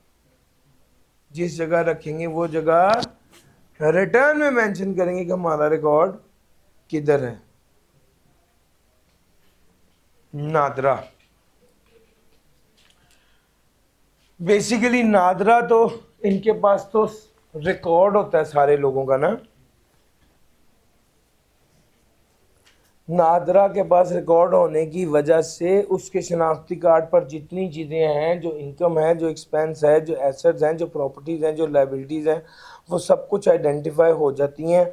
और वो बाज़-औक़ात अपने तौर पे भी और बाज़-औक़ात बोर्ड के कहने पे भी ये वाली सारी इंफॉर्मेशन शेयर कर देता है। बोर्ड इस इंफॉर्मेशन को यूटिलाइज करता है ताकि बोर्ड यूटिलाइज करता है इस इंफॉर्मेशन को जो नादरा उसे प्रोवाइड करता है, ताकि वो मुख्तलिफ लोगों को नोटिस भिजवाए। और नादरा बाज़-औक़ात अपने तौर पे भी इंडिकेटिव इनकम और टैक्स लायबिलिटी भी बता देता है बोर्ड को, अगर बोर्ड ने उसे कहा हो कि भाई इसकी इनकम कितनी है और इसकी लायबिलिटी कितनी है, सब्जेक्ट टू सम कंडीशंस। अगर in case of person against whom a liability has been determined, अगर कोई पर्सन जिसके वजह से लायबिलिटी डिटरमिन की गई है पे नहीं करता liability with the time prescribe, the board shall take action. Sir जी नादरा बोर्ड के कहने पर उसकी इंडिकेटिव इनकम बता देता है, बोर्ड वो वाला नोटिस जो है वो आगे उस बंदे को भेज देता है, वो बंदा उस इंडिकेटिव इनकम की बेस पर जो टैक्स है वो जमा करा दे तो शाबाश, वो जमा ना कराए तो बोर्ड उस पर फिर मजीद एक्शन ले लेता है। नादरा के बारे में ये बातें लिखी हुई हैं। उसके बाद आगे ऑडिट। सर ऑडिट का मतलब है डिटेल में चेक करना। सर कमिश्नर के पास पावर है कि किसी भी बंदे का रिकॉर्ड मंगवा के उसको चेक कर ले। रिकॉर्ड इलेक्ट्रॉनिक फॉर्म में होगा तो यूएसबी फॉर्म में भी मंगवा सकता है, यहाँ वो डिवाइस जिसमें वो रिकॉर्ड है उसको भी मंगवा सकता है। कमिश्नर पिछले 6 साल में से किसी साल का ऑडिट भी कर सकता है, और जब वो ऑडिट करेगा तो डिटेल में सारी चीज़ें देखेगा और देखने के बाद टैक्स पेयर को कहेगा कि हमें एक्सप्लेनेशन दो, वजह बताओ तुमने ये गलती क्यों की। अगर पहले साल में एक बार ऑडिट हो गया हुआ तो इसका ये मतलब कतई नहीं कि दोबारा ऑडिट नहीं हो सकता, दोबारा ऑडिट भी हो सकता है। ये ऑडिट बोर्ड खुद भी कर लेता है, ये बोर्ड सीए या सीएमए को भी रख लेता है। Chart accountant, cost management accountant को भी कह देता है कि आप ये वाला ऑडिट करें, तो फिर वो भी ये ऑडिट करते हैं। जब बोर्ड ऑडिट कर रहा हो, चार्टर्ड अकाउंटेंट या कॉस्ट मैनेजमेंट अकाउंटेंट ऑडिट कर रहा हो और उन्हें इंफॉर्मेशन ना मिले, तो वो क्या कर लेते हैं, बेस्ट जजमेंट असेसमेंट की बेस पर इंफॉर्मेशन एक्सट्रैक्ट कर लेते हैं। और अगर वो बेस्ट जजमेंट असेसमेंट की तरफ चले जाएं तो जो ओरिजिनल रिटर्न थी उसका कोई लीगल इफेक्ट नहीं रहता।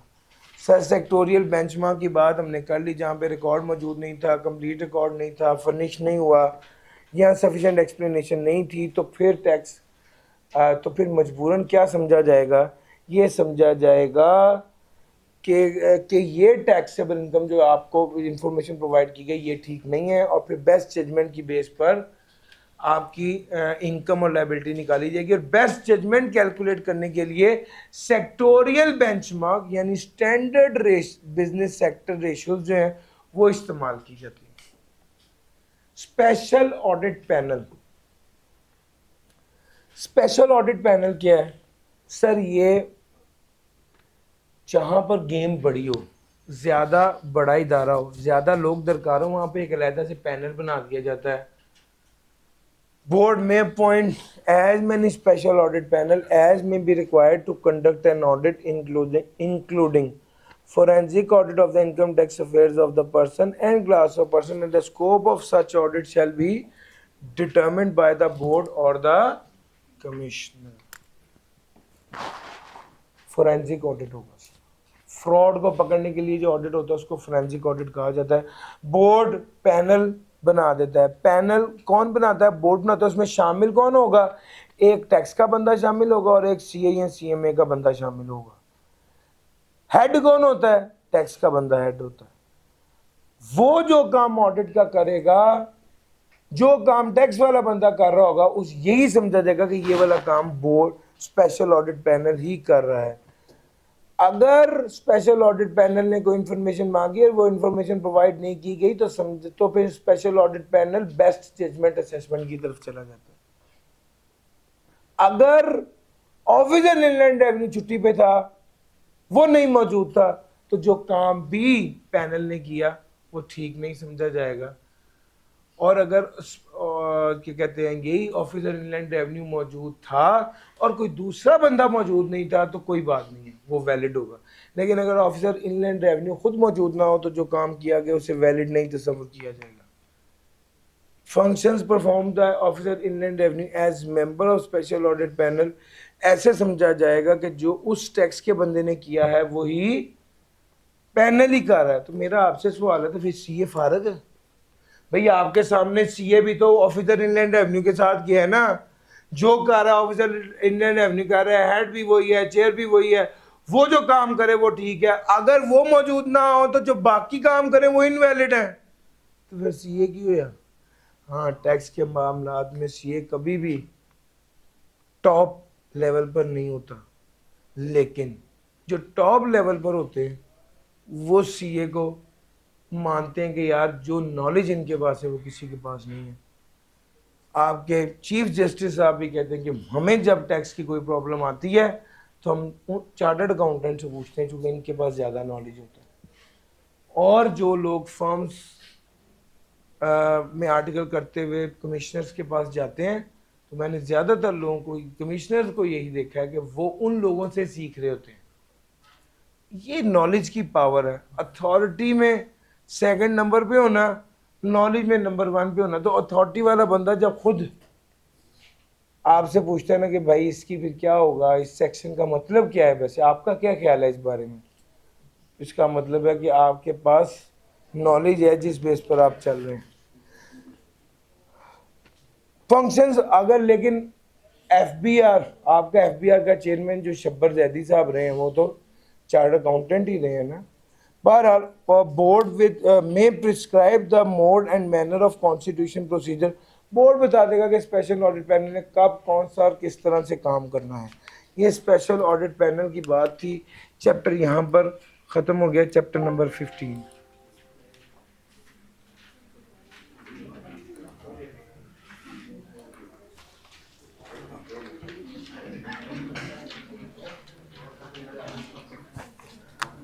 प्लान करके ये वाला टाइम प्लान करके आपको ये 14, 15, 16 चैप्टर करा के कल का दिन ऑफ किया गया है ताकि आपके पास 2 दिन हो इसको कवर करने के लिए।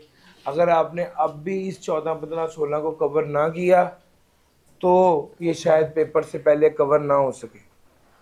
सर अब जो अगला एरिया है जिस पर हम बात करने लगे हैं वो है अपील। सर टैक्स पेयर और कमिश्नर की आपस में थोड़ी खटपट हो गई, टैक्स पेयर कुछ कह रहा है, कमिश्नर कुछ कह रहा है, टैक्स पेयर उसकी आपस में बातचीत नहीं बनी, डिसएग्रीमेंट हो गया और ये सेटल नहीं हो पाया। तो टैक्स पेयर के पास एक ऑप्शन है और वो क्या है, टैक्स पेयर कमिश्नर के खिलाफ अपील दायर करके। किसको अपील दायर करेगा, कमिश्नर अपील को, अपीलेट ट्रिब्यूनल को, हाई कोर्ट को, सुप्रीम कोर्ट को, ऑल्टरनेट डिस्प्यूट रेजोल्यूशन को। किस तरतीब में, सबसे पहले इन दोनों में से किसी को।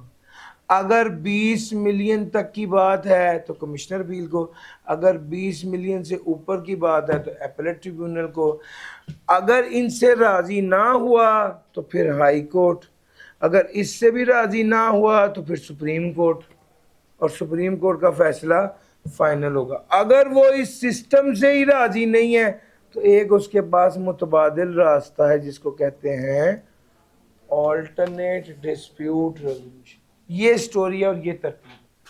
किन केसेस में कमिश्नर, किन केसेस में अपील की जा सकती है, बेस्ट जजमेंट दी है कमिश्नर ने, इसके खिलाफ अपील दायर कर सकता है टैक्स पेयर। असेसमेंट को अमेंड किया है, अपील दायर कर सकता है। अगर कोई इंडिविजुअल पर्सनली लायबल है किसी चीज के लिए, उसके बाद, यानी अली इमरान ने एक अपने एम्प्लॉय को सैलरी दी, टैक्स काट के थे, नीचे थी नहीं काटा, FBI ने मुझे नोटिस भेज दिया है कि आपने तो टैक्स नहीं काटा अपने एम्प्लॉय का, अब आप खुद टैक्स दें उसका। मैं क्यों दूं यार, मैं इस ऑर्डर के खिलाफ क्या करूंगा, अपील दायर कर दूंगा। सर मैं एक फ्रेंच कंपनी में काम करता हूं, मैं सिर्फ सिंपल जॉब करता हूं एम्प्लॉय, लेकिन FBI वाले मुझे ट्रीट करते हैं as representative of that company, जो मैं नहीं हूं, तो फिर मैं उस ऑर्डर के खिलाफ भी अपील दायर कर सकता हूं। सर ऑर्डर रिफ्यूजिंग, सर आपने की मिस्टेक को रेक्टिफाई नहीं कर रहे, उसके खिलाफ आप अपील दायर कर सकते हैं। और लास्ट बात यह है, जो भी अपील दायर करेंगे अल्टीमेटली उससे टैक्स बढ़ना चाहिए। अब ये कितनी अजीब बात है कि आप अपील दायर करके कह क्या रहे हैं, मेरा टैक्स बढ़ा दो। ऐसा नहीं हो सकता। अब मैं आपको इसकी लॉजिक बताता हूं। असल में आपके मुताबिक टैक्स लायबिलिटी थी 100 रुपये, जो आपने ओरिजिनल असेसमेंट ऑर्डर में बताई थी। कमिश्नर साहब कहने लगे कि आपकी लायबिलिटी बनती है 150 रुपये। ये उनकी बेस्ट जजमेंट थी। आपने इस ऑर्डर के खिलाफ अपील दायर करनी है। सर जी असल में आपने इस ऑर्डर के खिलाफ, जो बेस्ट जजमेंट असेसमेंट ऑर्डर है ना, उसके खिलाफ अपील दायर करनी है कि भाई मेरा ये 150 नहीं बनता, लेकिन बहरहाल आप जो भी अपील दायर करेंगे इसके नतीजे में आपका टैक्स 100 से कम तो नहीं होगा, इससे तो ज्यादा ही होगा। वो ये बात कहता है कि an order having the effect of enhancing the assessment, assessment बढ़नी ही चाहिए या रिफंड कम ही होना चाहिए अपील के नतीजे में। ये जो बात कर रहा है ये ओरिजिनल असेसमेंट ऑर्डर के मुताबिक का, ये असल लॉजिक है, ताकि आपको बात ज़हन में रहे। Procedure for filing of special appeal before the commissioner. आपने कमिश्नर अपील को दरख्वास्त दायर करनी है, कैसे करेंगे? पहली तो बात यह है कि आप कमिश्नर के फैसले से राज़ी नहीं थे, केस 20 मिलियन का था, 20 मिलियन से ज़्यादा का नहीं था, तो आपने क्या किया, कमिश्नर अपील के पास दरख्वास्त दायर करेंगे, एक फॉर्म है वो फिल करेंगे, अटेस्ट करवाएंगे उसको, वजह बताएंगे मैं अपील क्यों कर रहा हूँ और फीस भी जमा कराएंगे। फीस कितनी होगी? 5,000 रुपये फीस होगी कंपनी के केस में। अगर असेसमेंट ऑर्डर के हवाले से बात करें तो फीस 2500 होगी अदर देन कंपनी। और अगर असेसमेंट ऑर्डर की बात भी नहीं होगी और करने वाला अपील अदर देन कंपनी होगी तो फीस 1,000 होगी। 5,000 फीस है कंपनी के केस में, उसके अलावा 2500 है। और अगर असेसमेंट ना हो तो उसकी फीस, असेसमेंट ऑर्डर के खिलाफ अपील नहीं दायर की किसी ऐसे बंदे ने जो कंपनी नहीं है तो फिर फीस 1,000 होगी। सर कैसे अपील दायर करेंगे? अच्छा इसमें ये नहीं लिखा हुआ कब तक अपील दायर करनी है। सर जी जब आपके पास कमिश्नर अपील ने आपसे पैसे मांगे, demand notice, sir assessment order होगा तो डिमांड नोटिस आता है, डिमांड नोटिस के 30 दिन के अंदर अंदर आप कमिश्नर अपील के पास जा सकते हैं। और अगर असेसमेंट से रिलेटेड नहीं है तो फिर ऑर्डर आता है। ऑर्डर जब आपको मिला उसके 30 दिन के अंदर अंदर आप कहाँ जा सकते हैं? कमिश्नर अपील के पास जा सकते हैं। कमिश्नर अपील एक अच्छा आदमी है, वो 30 दिन के बाद भी आपकी दरख्वास्त कबूल कर लेते हैं अगर आपके पास कोई जेन्युइन रीजन हो तो। Procedure for disposal of appeal, appeal को ख़त्म करना है, डिस्पोज करना है, इसका क्या procedure? The commissioner appeal shall give notice of the day for hearing to the appellant and commissioner. Commissioner appeal notice दे देगा।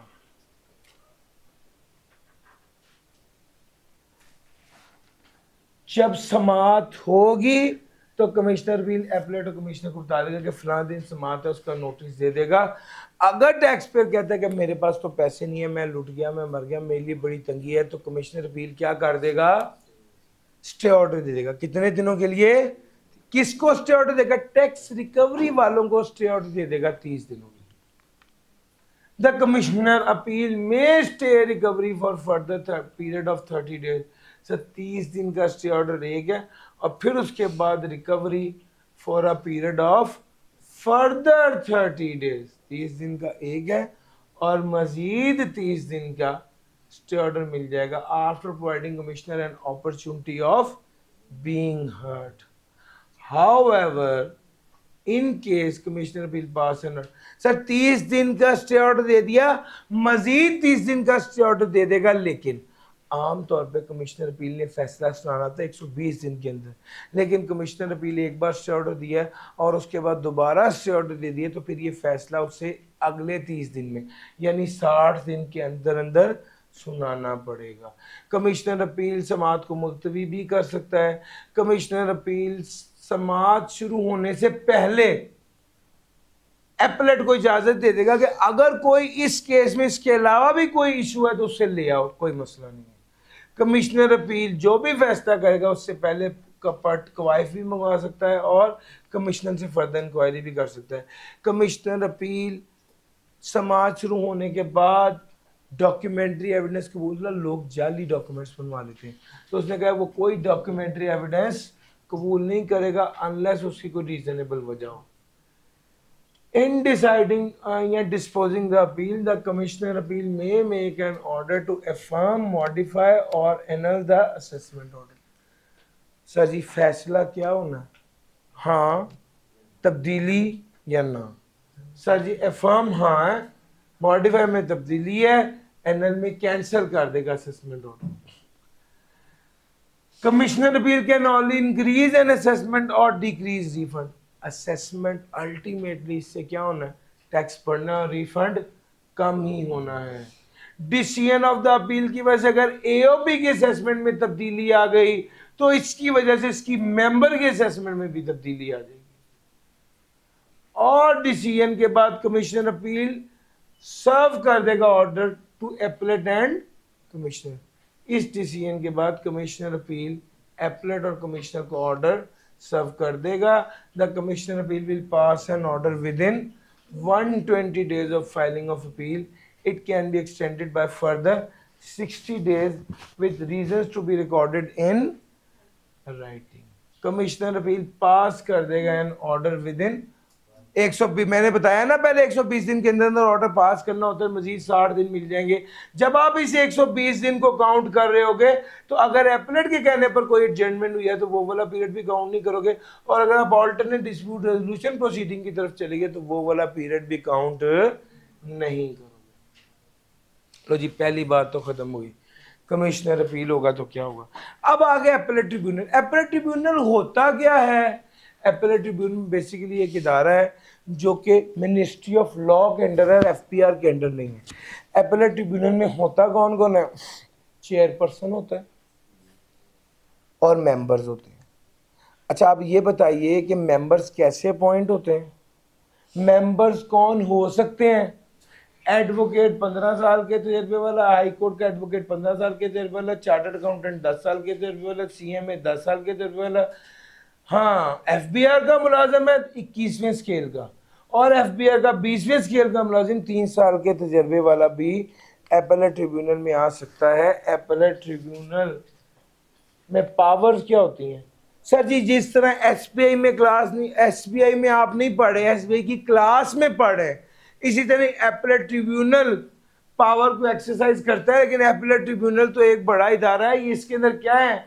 बेंचेस होते हैं। बेंचेस फिजिकल बेंचेस नहीं, बेंचेस नाम दिया गया, बेंचेस तश्कील दिए जाते हैं जहां पर फैसले किए जाते हैं। फेडरल गवर्नमेंट मेंबर्स में से ही एक चेयरपर्सन अपॉइंट कर लेगा। ये चेयरपर्सन 3 साल के लिए रहेगा, लेकिन ये रीअपॉइंट भी हो सकता है फेडरल गवर्नमेंट की तरफ से। चेयरपर्सन 62 ईयर की एज में रिटायर हो जाएगा, लेकिन अगर सुपर एनुवेशन की एज उसकी आ गई, सर बेसिक स्केल 20 या 21वें का मुलाजम है, तो वो एज ऑफ सुपर एनुवेशन में रिटायर होगा। सुपर एनुवेशन फंड होता है, उसकी एक एज होती है, वो मुख्तलिफ स्केल्स के लिए मुख्तलिफ होती है। बहरहाल सुपर एनुवेशन की एज के मुताबिक 20वें और 21वें स्केल का बंदा रिटायर होगा। ये वाला बंदा रिटायर तो होगा, लेकिन इसको अगर इसकी परफॉर्मेंस ठीक ना हुई तो इसको रिमूव भी किया जा सकता है या ये खुद रिजाइन भी कर सकता है। अच्छा जी, एपलेट अभी चेयरमैन की सारी स्टोरी चल रही है। The procedure of the appellate tribunal में क्या? एपलेट ट्रिब्यूनल के प्रोसीजर्स में इंक्लूडिंग एपलेट ट्रिब्यूनल काम क्या करेगी? बेंचेस को तश्कील देगी, केस को मैनेज करेगी, केसेस को तकसीम किया जाएगा, और कब कौन सा केस लगना है और कैसे फैसला सुनाया जाना है ये बताया जाएगा। कोई भी person other than state owned entity जो कि अब मैं पहला 3.1 कवर कर चुका हूं। 3 फैसला कैसे सुनाया जाएगा इसकी बात करने लगा हूं। सर, कोई भी person other than state owned entity अगर वो परेशान है किसी भी ऑर्डर ऑफ कमिश्नर से, तो वो किसके पास चले जाएगी? एपलेट ट्रिब्यूनल के पास जा सकती है अगर ये केस 20 मिलियन से ऊपर का हो। कैसे? प्रिस्क्राइब फॉर्म में, वेरीफाइड इन अ प्रिस्क्राइब मैनर, फीस साथ दे दी जाए, और एपलेट ट्रिब्यूनल 30 दिन के अंदर अंदर कमिश्नर या कमिश्नर अपील ने जो बात कही है और उसको पसंद नहीं, कमिश्नर ने जो बात ऑर्डर दिया और उसको पसंद नहीं है, तो वो 20 मिलियन से ऊपर का केस है तो किधर चला जाएगा? एपलेट ट्रिब्यूनल के पास चला जाएगा 30 दिन, ऑर्डर के 30 दिन के अंदर अंदर। हाँ, एपलेट ट्रिब्यूनल वाले भी अच्छे लोग हैं, अगर कोई जेन्युइन रीजन नहीं तो वो उसे कबूल कर लेंगे। एपलेट ट्रिब्यूनल 90 दिन का स्टे ऑर्डर दे देगा, 90 दिन का स्टे ऑर्डर दे देगा। स्टे ऑर्डर वाली बात पहले हो चुकी है, एपलेट ट्रिब्यूनल में 90 दिन का स्टे ऑर्डर है। और सबसे अहम बात यह है कि एपलेट ट्रिब्यूनल के पास, एपलेट ट्रिब्यूनल ने एक हेयरिंग स्केड्यूल बनाएगा और उस स्केड्यूल को बड़े सख्ती से उस पर अमल किया जाएगा। एपलेट ट्रिब्यूनल वाले के रूल्स हैं, उसके मुताबिक उसको अमल किया जाएगा। अगर अपील इज नॉट डिसाइडेड, 90 दिन के अंदर अंदर फैसला सुनाना है। अगर 90 दिन के अंदर फैसला नहीं सुना पाया, 90 दिन के अंदर फैसला नहीं सुना पाया, तो वो जो स्टे ऑर्डर दिया था 90 दिन का, वो भी बढ़ाकर, यानी जब तक फैसला नहीं सुनाया जाएगा तब तक स्टे ऑर्डर भी बढ़ा दिया जाएगा till the date of decision. अच्छा जी, अपील पेंडिंग, जो अपील एपलेट ट्रिब्यूनल के पास पेंडिंग थी, पुरानी अपीलें, तो वो 180 दिन के, पहले 180 दिन होता था टाइम एपलेट ट्रिब्यूनल के पास, अब 90 दिन आया है। सर जी, याद रखिए, जब अपीलेट ट्रिब्यूनल के पास केस आता है तो अपीलेट ट्रिब्यूनल कुछ बातें कही जाती है पहली हेयरिंग पे। क्या बात है पहली? भाईजान आपके पास ऑल्टरनेट डिस्प्यूट रेजोल्यूशन की ऑप्शन है, वहां जाना है तो वहां चले जाओ। और अगर आप सोचते हो नहीं मैंने इधर ही रहना है, तो जरा तमीज से, हम हेयरिंग डेट्स फाइनल कर रहे हैं, हेयरिंग स्केड्यूल बनेगा, फलां तारीख को समाअत होगी, फलां तारीख होगी, फलां तारीख होगी, और आपका फैसला सुना देंगे। आपने उन हेयरिंग डेट्स पे आना है। अब सबसे ज्यादा सख्ती इस चीज में की कि लोग ना केस करके इजी हो जाते हैं। अब उन्होंने इनको खींचा और कहा कि हेयरिंग स्केड्यूल पे आपने आना है। अगर आप हेयरिंग स्केड्यूल पे ना आए तो दो नुकसान होंगे। पहला, जो आपको स्टे ऑर्डर दिया हुआ था ना 90 दिन का, वो खत्म। दूसरा, आपकी अगर कोई मजबूरी हो गई है तो आपकी ये हेयरिंग स्केड्यूल जो है, अगर कोई मजबूरी हो गई है तो आपको एडजर्नमेंट मिलेगी, और एडजर्नमेंट मिल भी गई तो भी 50,000 आपको जमा करवाना ही पड़ेगा। और सर मेरा पॉइंट समझ आ रहा है भाईजान? एक तो स्टे ऑर्डर खत्म, दूसरा जब मजबूरी हो गई है तो आपको 50,000 रुपये जमा करवाने ही पड़ेंगे। सर फैसला क्या सुनाएंगे अपीलेट ट्रिब्यूनल वाले? वही अफर्म, मॉडिफाई और एनल। अगर असेसमेंट ऑर्डर है तो लफ्ज मॉडिफाई होता है, अगर अदर देन असेसमेंट ऑर्डर है तो लफ्ज वेरी होता है। बस लफ्ज बदलेगा, बाकी सब कुछ अल्टीमेटली अपीलेट ट्रिब्यूनल के फैसले से भी लायबिलिटी बढ़ेगी। अगर एओपी का फैसला करना था, एओपी में कोई तब्दीली आ गई, तो अल्टीमेटली इससे उसके मेंबर की लायबिलिटी में भी तब्दीली आएगी। पढ़ाया हुआ है, रिपीट हो रहा है वही। अपीलेट ट्रिब्यूनल कम्युनिकेट करेगा its order to tax payer and commissioner if the order relates to question of fact. हाँ जी सर, एक होता है क्वेश्चन ऑफ फैक्ट और एक होता है question of law. What is question of fact? हकीकत क्या है। What is question of law? Law क्या कहते हैं। हमने एक एग्जांपल देता हूँ, मैं हर बार वो एग्जांपल अब भी दूंगा कि सजी येलो लाइट जल रही थी और रोड क्रॉस कर ली। येलो लाइट थी, रोड क्रॉस कर ली। सवाल ये पैदा होता है कि चलान होना चाहिए या नहीं। तो इसमें दो बातें। पहली बात ये कि जब रोड क्रॉस की तो क्या येलो लाइट जल रही थी? हकीकत यही है, फैक्ट यही है, इसको कहते हैं question of fact. Question of law क्या है? जब येलो लाइट जल रही थी उस वक्त रोड क्रॉस करना क्या कानून की खिलाफ वर्जी है या नहीं? This is question of law. तो हम ये देखते हैं कि लॉ क्या कहता है। अगर क्वेश्चन ऑफ फैक्ट है तो बस अपीलेट ट्रिब्यूनल पे ही अल्लाह पाक शुक्र कर जाओ, फिर आगे नहीं जाना। और अगर क्वेश्चन ऑफ लॉ है या मिक्स क्वेश्चन ऑफ फैक्ट या लॉ है तो आप आगे कहां जा सकते हैं? हाई कोर्ट के पास जाते हैं। हाई कोर्ट पे जो दरखास्त देते हैं उसको रेफरेंस कहा जाता है। रेफरेंस दायर कर दिया, रेफरेंस एप्लीकेशन। हाई कोर्ट के पास आप कब जाएंगे? कमिश्नर अपील या अपीलेट ट्रिब्यूनल ने जो फैसला सुनाया उसके 30 दिन के अंदर अंदर आप हाई कोर्ट जा सकते हैं। पहला काम क्या करना पड़ेगा? हाई कोर्ट को जाके बताना पड़ेगा ये क्वेश्चन ऑफ फैक्ट या क्वेश्चन ऑफ फैक्ट नहीं है, ये क्वेश्चन ऑफ लॉ है या मिक्स क्वेश्चन ऑफ फैक्ट या लॉ है। आपने सारा रिकॉर्ड हाई कोर्ट में जमा कराना है 15 दिन के अंदर अंदर, और ये करवाने के बाद आपने एक स्टेटमेंट पेश करनी होती है हाई कोर्ट में, जहां पर आपने बताना होता है कि फैक्ट्स क्या थे और अपीलेट ट्रिब्यूनल या कमिश्नर अपील ने क्या फैसला किया है। और ये बात कि क्वेश्चन ऑफ फैक्ट नहीं है बल्कि क्वेश्चन ऑफ लॉ है या mix question of fact and law है। जब ये सारी बातें कर लेते हैं हाई कोर्ट सेटिस्फाई हो जाती है कि हाँ ये हमारे लेवल का केस ही है, तो ही ये फिर उनके पास आता है। वो एक बेंच तश्कील देते हैं जिसमें चीफ जस्टिस होता है, कम से कम 2 जज होते हैं हाई कोर्ट के। वो इसको ये स्पेशल बेंच 6 माह के अंदर फैसला सुना देता है। और इन्होंने सिस्टम बड़ा बेहतर कर लिया, केस मैनेजमेंट सिस्टम बेहतर कर दी, जिसकी वजह से 6 माह के अंदर वाकई फैसला हो जाता है। हाई कोर्ट फैसले की फैसला करती है और फैसला करने के बाद देखने के बाद कि भाई ये क्वेश्चन ऑफ लॉ और फैक्ट दोनों है या क्वेश्चन ऑफ लॉ है, तो इसकी जजमेंट पास कर दी जाती है। और जो भी फैसला सुनाया जाता है वो नीचे वालों को, कमिश्नर अपील और अपीलेट ट्रिब्यूनल को भी भेज दिया जाता है। और जो नीचे वालों ने पहले फैसला किया था वो फारग है, अब ऊपर वाले बंदे ने कर दिया। High court shall send a copy of judgment under the seal. ये copy of judgment high court की सील पे अपीलेट ट्रिब्यूनल कमिश्नर अपील को भी भेज दी जाती है। और टैक्स जो है वो पेबल होता है। Still payable in court. अगर आपने हाई कोर्ट जाना है तो आपको कमिश्नर अपील ने जो कहा था या अपीलेट ट्रिब्यूनल ने जो कहा था वो वाला टैक्स अदा करके ही हाई कोर्ट जाना था। कमिश्नर अपील या अपीलेट ट्रिब्यूनल ने जो भी फैसला सुनाया उसके 30 दिन के अंदर अंदर आपने टैक्स जमा कराना होता है।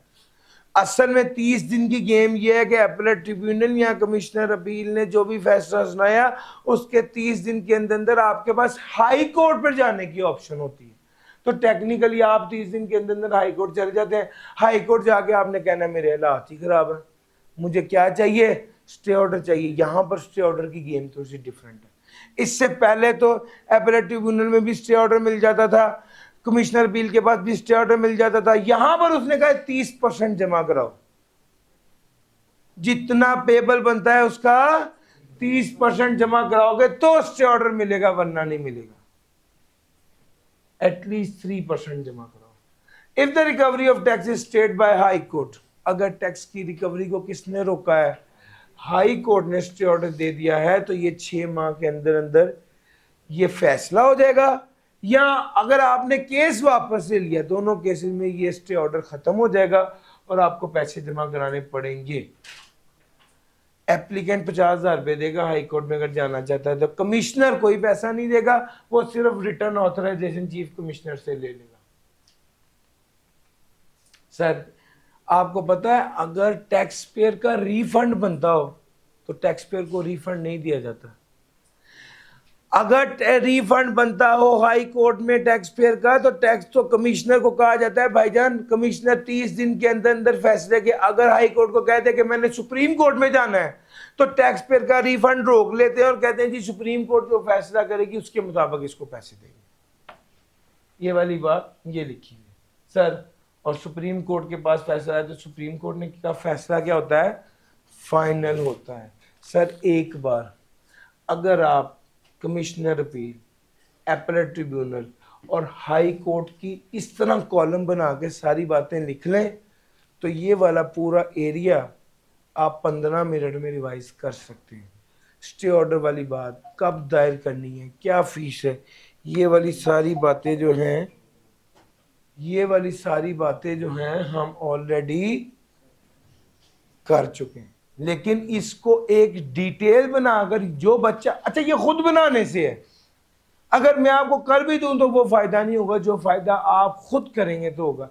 एक बार आपने ये डिटेल बना ली, ये चैप्टर आपकी ग्रिप में आ जाएगा, लेकिन मुझे पता है आप नहीं बनाएंगे।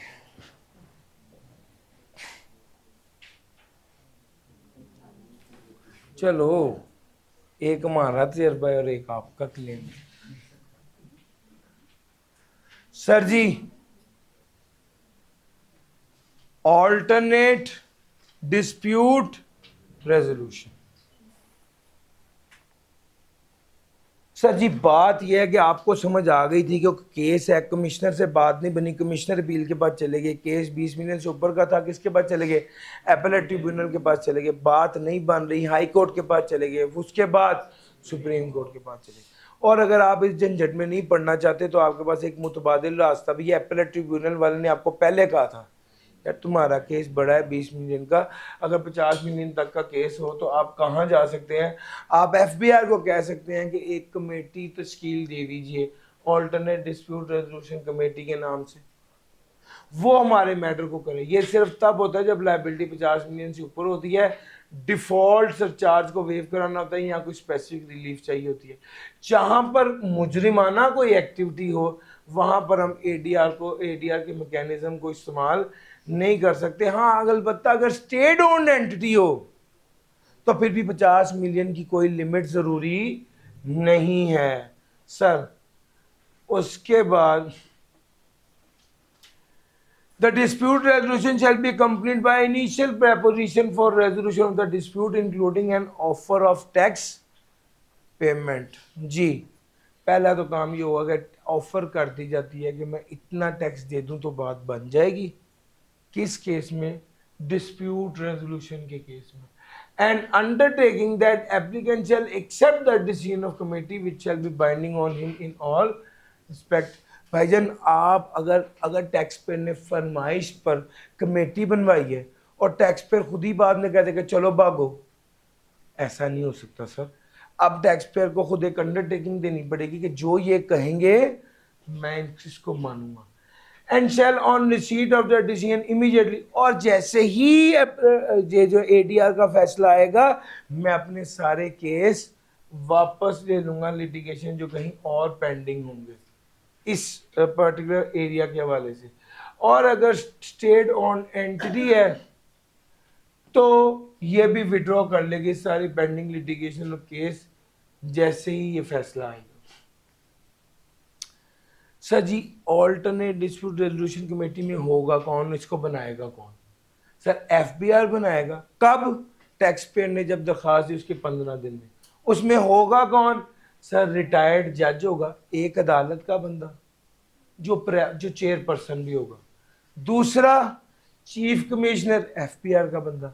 तीसरा टैक्स पेयर का बंदा। और टैक्स पेयर अपना बंदा कहां से चुनेगा? पैनल से।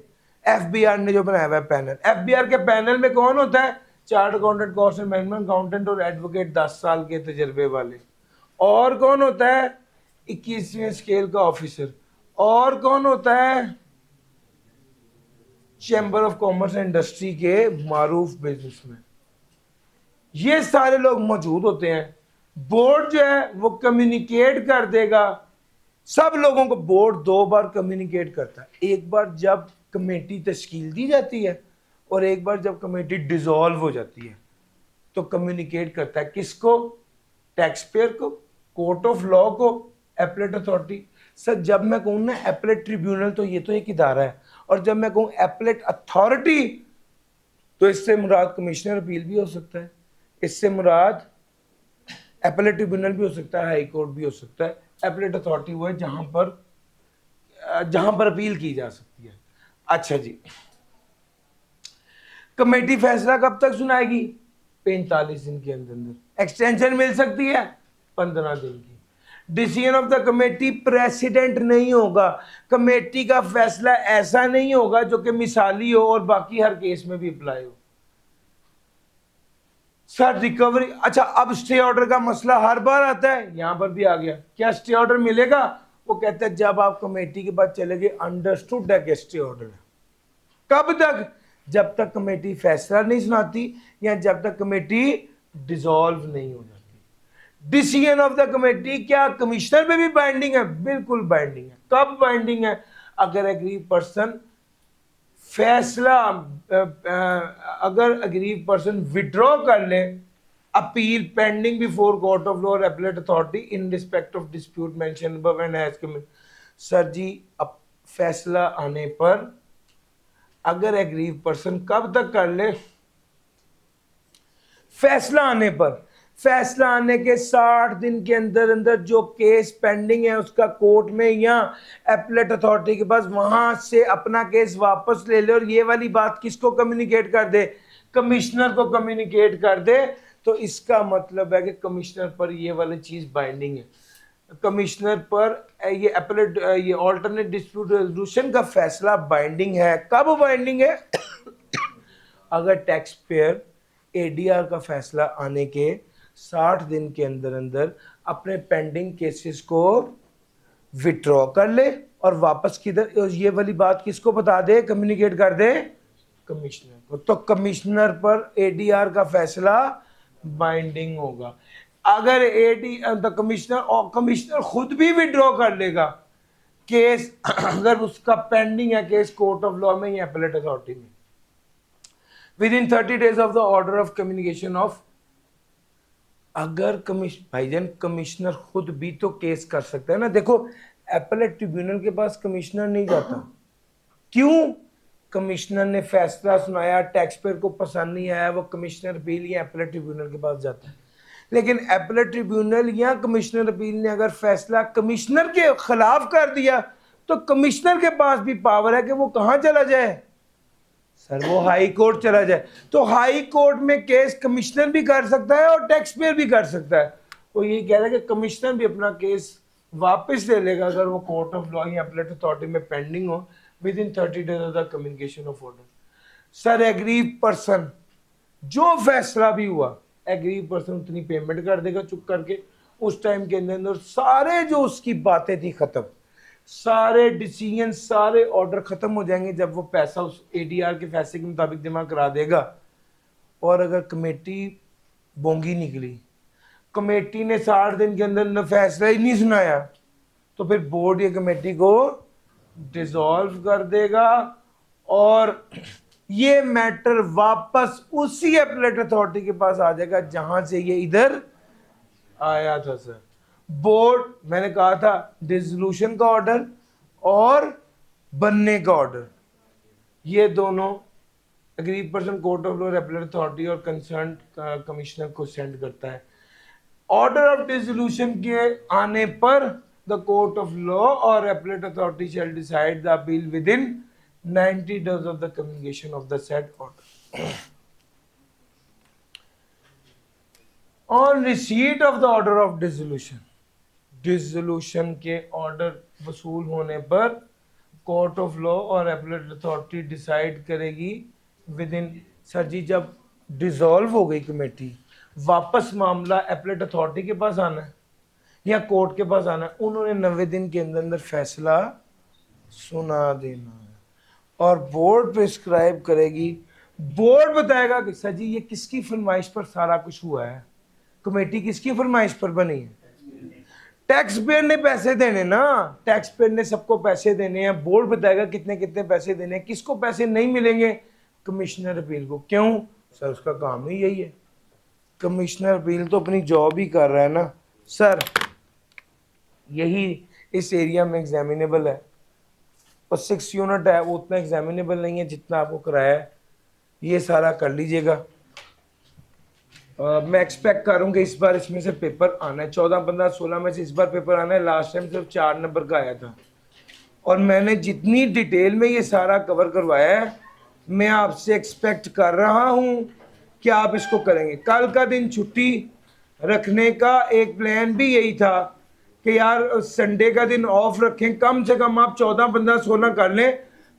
मंडे वाले दिन फर्स्ट टाइम उसका टेस्ट दे दें और सेकंड टाइम वो करें।